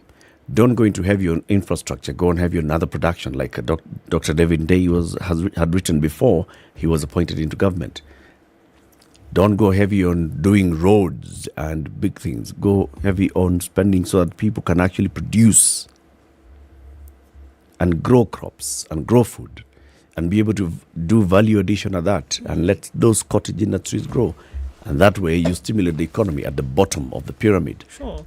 So spend heavy where you will then get maximum results. Yep. Spend heavy, again, cottage industry, on your manufacturing and industry, so that you're mechanizing, so that you're putting in place systems whereby people then can essentially work, put their trade to use, and it will actually then yield something that then government can use, that the country can use. That is where the focus of your spending ought to be. Yep. You cannot, in this right now, what we're looking at, the problems economy-wise that are being faced, you cannot continue to spend in the manner in which you have been spending. You cannot, because the president is going to Unga, New York. Why are you sending 300 people with him? Why? To do what? To do what? For the other, side conversations that will happen between, No. So when those conversations are taking place, these other people who are going about, where were they? What were they doing? Chilling feet up in the hotel. This is the thing that we're talking about. They're sitting in the room. They're preparing for the meeting. It's very good. The president just comes in and sits and finds notes that are ready. He's been told so and so and so and so is in the room, and these are so and so things. You don't have to be there to do it. We know that very clearly. And this is what we are saying. That must it be drastic? Absolutely. If you want a maximum turnaround of your economy, the measures that you're going to have to be put in place must be drastic. You want a phenomenal result, you have to put in drastic measures. You have to. Whether we like it or not. That's just the way it's going to have to be. If you want it to look a certain way, there are certain things that you're going to have to do. Is it going to be uncomfortable? Absolutely. Will you be able to yield and the benefit later? Same thing. Absolutely. Uncomfortable for whom? At all. Already it's uncomfortable. Already it is uncomfortable for the majority of the population. We already contributing to the discomfort. To the discomfort you already tasting. As we already you have tasted, swallowed. Feeling the discomfort. We've been feeling it for the longest time. So now we are saying, everybody, others, join us. Please join us. Who else should feel the discomfort? So that we can get it.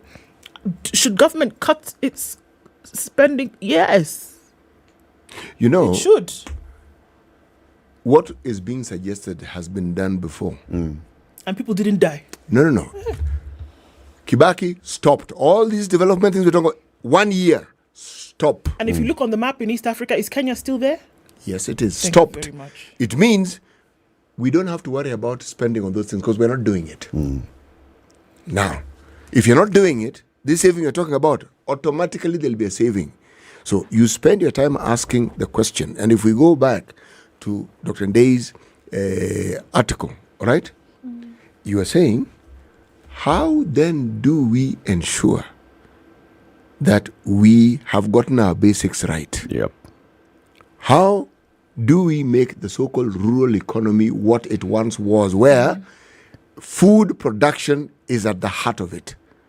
Because for those who were born a lot later and didn't understand, whenever people traveled home, you always be given food to come back with. Yep. Always. Because there was always food. In fact, the only thing people bought in the shops was salt and sugar and maybe cooking fat. Everything else, there were always some chicken that laid eggs. Yep. Some meat that was dried. There was always Some something. Yes. If you're talking about even maize, it came from your farm. As for milling it, there was no milling. You simply found a way of... Food is a plenty. Precisely. Like Uganda, like the way you're Museveni said. Unlike other countries, here, even a fool can live. Yes. In Uganda. Even a foolish person can live here because there is food. They'll be able to eat. Now you tell me, when you have that as a given, then everything else that we're talking about begins to make a hell of a lot more sense. Okay? Can it be done? Yes. But the question that I keep asking is, how do we put a halt to the practice that we have made, should we say, not just common fodder, but a growth industry in this country, where it is fair game to plunder from the state?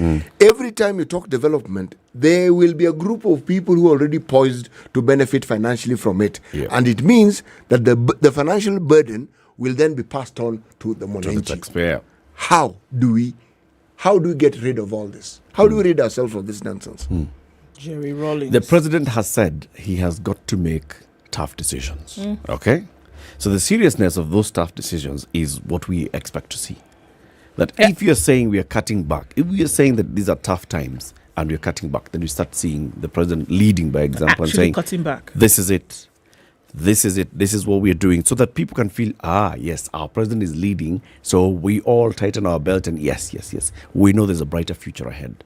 But if the president is saying you all tighten your belt, you are tightening your belt, but your leader, or that guy from your local hood who now works in his government, lands in a chopper, then you don't feel like the tightening of any belts. No. You don't feel it. You see, the idea of even the retreat that the government has beginning tomorrow, see, it's the optics of it. That they are meeting, they should. That they need to be away from everyday business to discuss this thing, they should. It is a good thing. It's the optics against the background of what the country is facing currently. Yeah. What does it smack of? What? Conspicuous consumption. Yes. And you're saying, wait. Austerity. And you're talking austerity against what essentially, then you ask the question, what are you talking about exactly? Now, for us to understand this, believe me, if the farmer tells us, I am producing milk, which I find now I'm making a profit from, because whatever I need to feed my cows with and to do this is affordable, and so the cost is passed down. How much is a packet of milk now? 60 shillings. Precisely. Let's say it is 20. For discussion's sake, how much is a packet of unga right now? Oh, still over 100. No, it's in the 200 range probably. Let's say it is again 50. Okay? Now, if I am earning 300 shillings a day, I'll be able to feed my family. That's true. But because I can't, I can buy one packet of unga and yet I have 3 children. That packet is hardly enough. Children are growing, they need to eat. They hardly have sufficient sustenance to actually help them grow, simply because I can't afford it. Yeah. Now, if you make these basic things affordable and they're within the reach. Forget meeting in Nanyuki. Go to Mauritius by all means. Yes, no problem. Go wherever. Go even, in fact, take the whole team to Dubai. Yeah, it's okay. It is okay. Let's hear from you. 0719-012-600. Should the government roll out its own austerity measures? Charles in London, good morning. Good morning. Habari yenyu? Mzuri sana, how are you? Very well. Baridi sana huku. Poleni. And as you're aware, this is Brexit Britain, so we're also going through our own economic crisis over here. Yes. The term austerity, I just thought, look, obviously the answer to your question is yes. Profligate spending, vitu kama kwenda huko Mount Kenya Safari Club, that doesn't make sense. But it's just worth pointing out that, back in the 2007 when the financial crisis hit, that's when the term austerity got into the lexicon. Right? Yes. And a lot of economists, especially in Europe, especially in the UK, are looking back at that and saying that bout of austerity was not very helpful because it was targeted mainly at the have-nots. When the government cut back on spending, it cut back on the people who needed it the most. And had it not done that, the common mwananchi in the UK not only would have had a better time of it, but actually would have spurred the economic growth, because if the economy grows when the common mwananchi spends. Yeah. When I start hearing things like austerity in Kenya, and then you hear the president talking about cutting back on subsidies and things like that, they're not cutting back on profligate spending. They're cutting back on the help that common mwananchi needs. Yeah. And the only way the economy grows is if businesses are selling things, and yes, ideally they'll export, but first and foremost, farmers will sell to the common mwananchi. So just be careful when we talk about austerity in terms of what we mean exactly. Profligate spending, yes. Spending on big infrastructure projects that don't have an immediate impact on pocketbook, yes. Cut back on that. But common mwananchi needs to be protected, otherwise you're just making things worse. So how do you strike that balance then, Charles? What should the government cut back on, and what should the government retain? Big infrastructure projects, yes, that should be held back, because that doesn't have an immediate impact on the spending power of the common mwananchi, number one. Even if the big infrastructure is, for example, building a dam? Look, I get your point. Sometimes broad assertions may miss the point. So yes, if you're talking about things like building a dam or irrigation projects that will have an immediate impact on the productivity of the farmer, yes, that might have a short-term impact.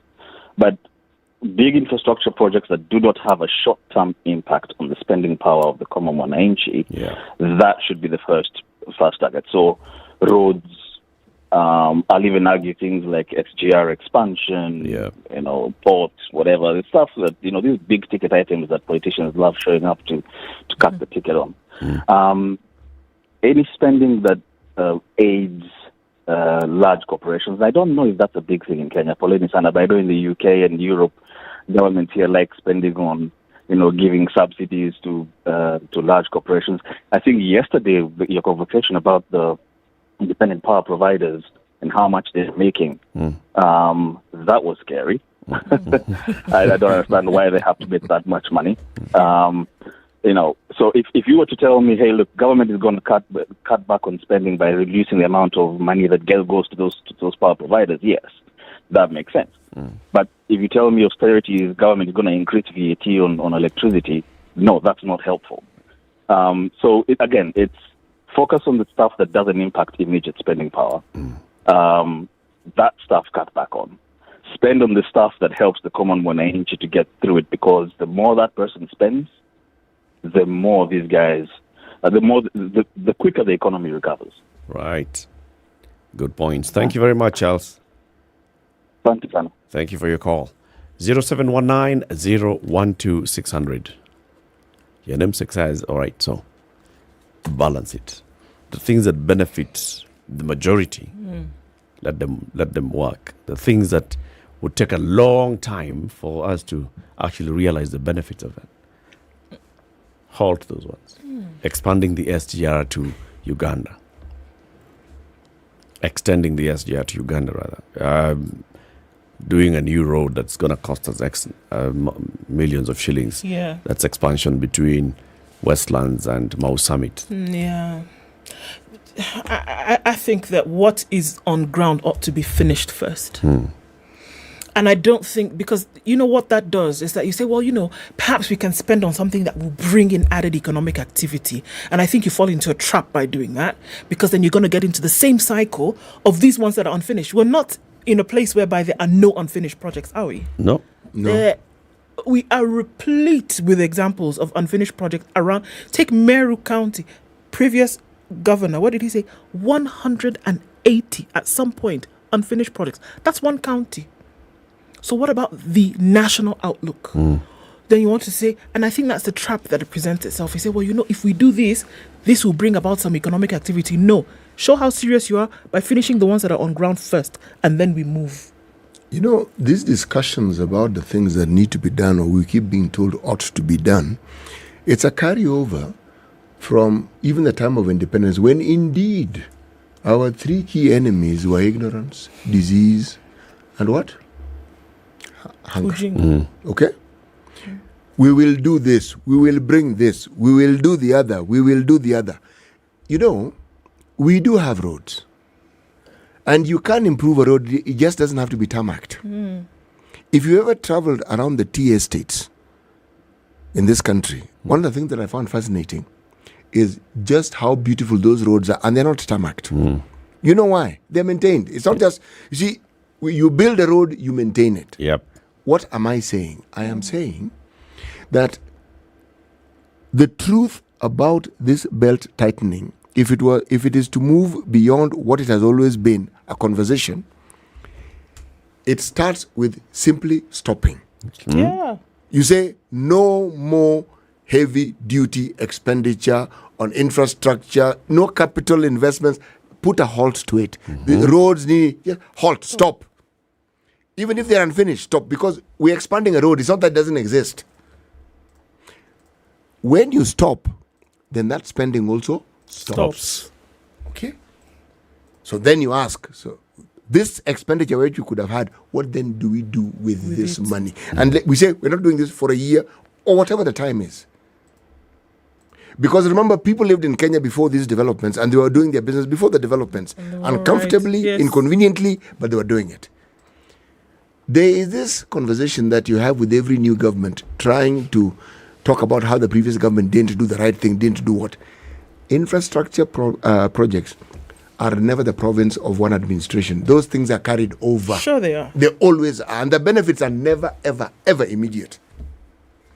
Something that may have started in the Moi era, the beneficiary may be 20 years later. Yeah. But that's how it's done. That's the whole point of government. Now, if we have a situation where we're talking about expenditure, it has to do with what we budget. And it has to do with how exactly we are going to determine what it is that we consider key. Now, we've identified these huge capital projects. Not slow, stop. Stop it. Let's put a halt. We are not spending money on this anymore. That 9 billion for this road, I said we want to finish it. Stop. Don't spend the money. That 9 billion, you probably spent, say, 100 million on it. Okay? That's my estimate. Okay? The other, 8.99, whatever it is, return.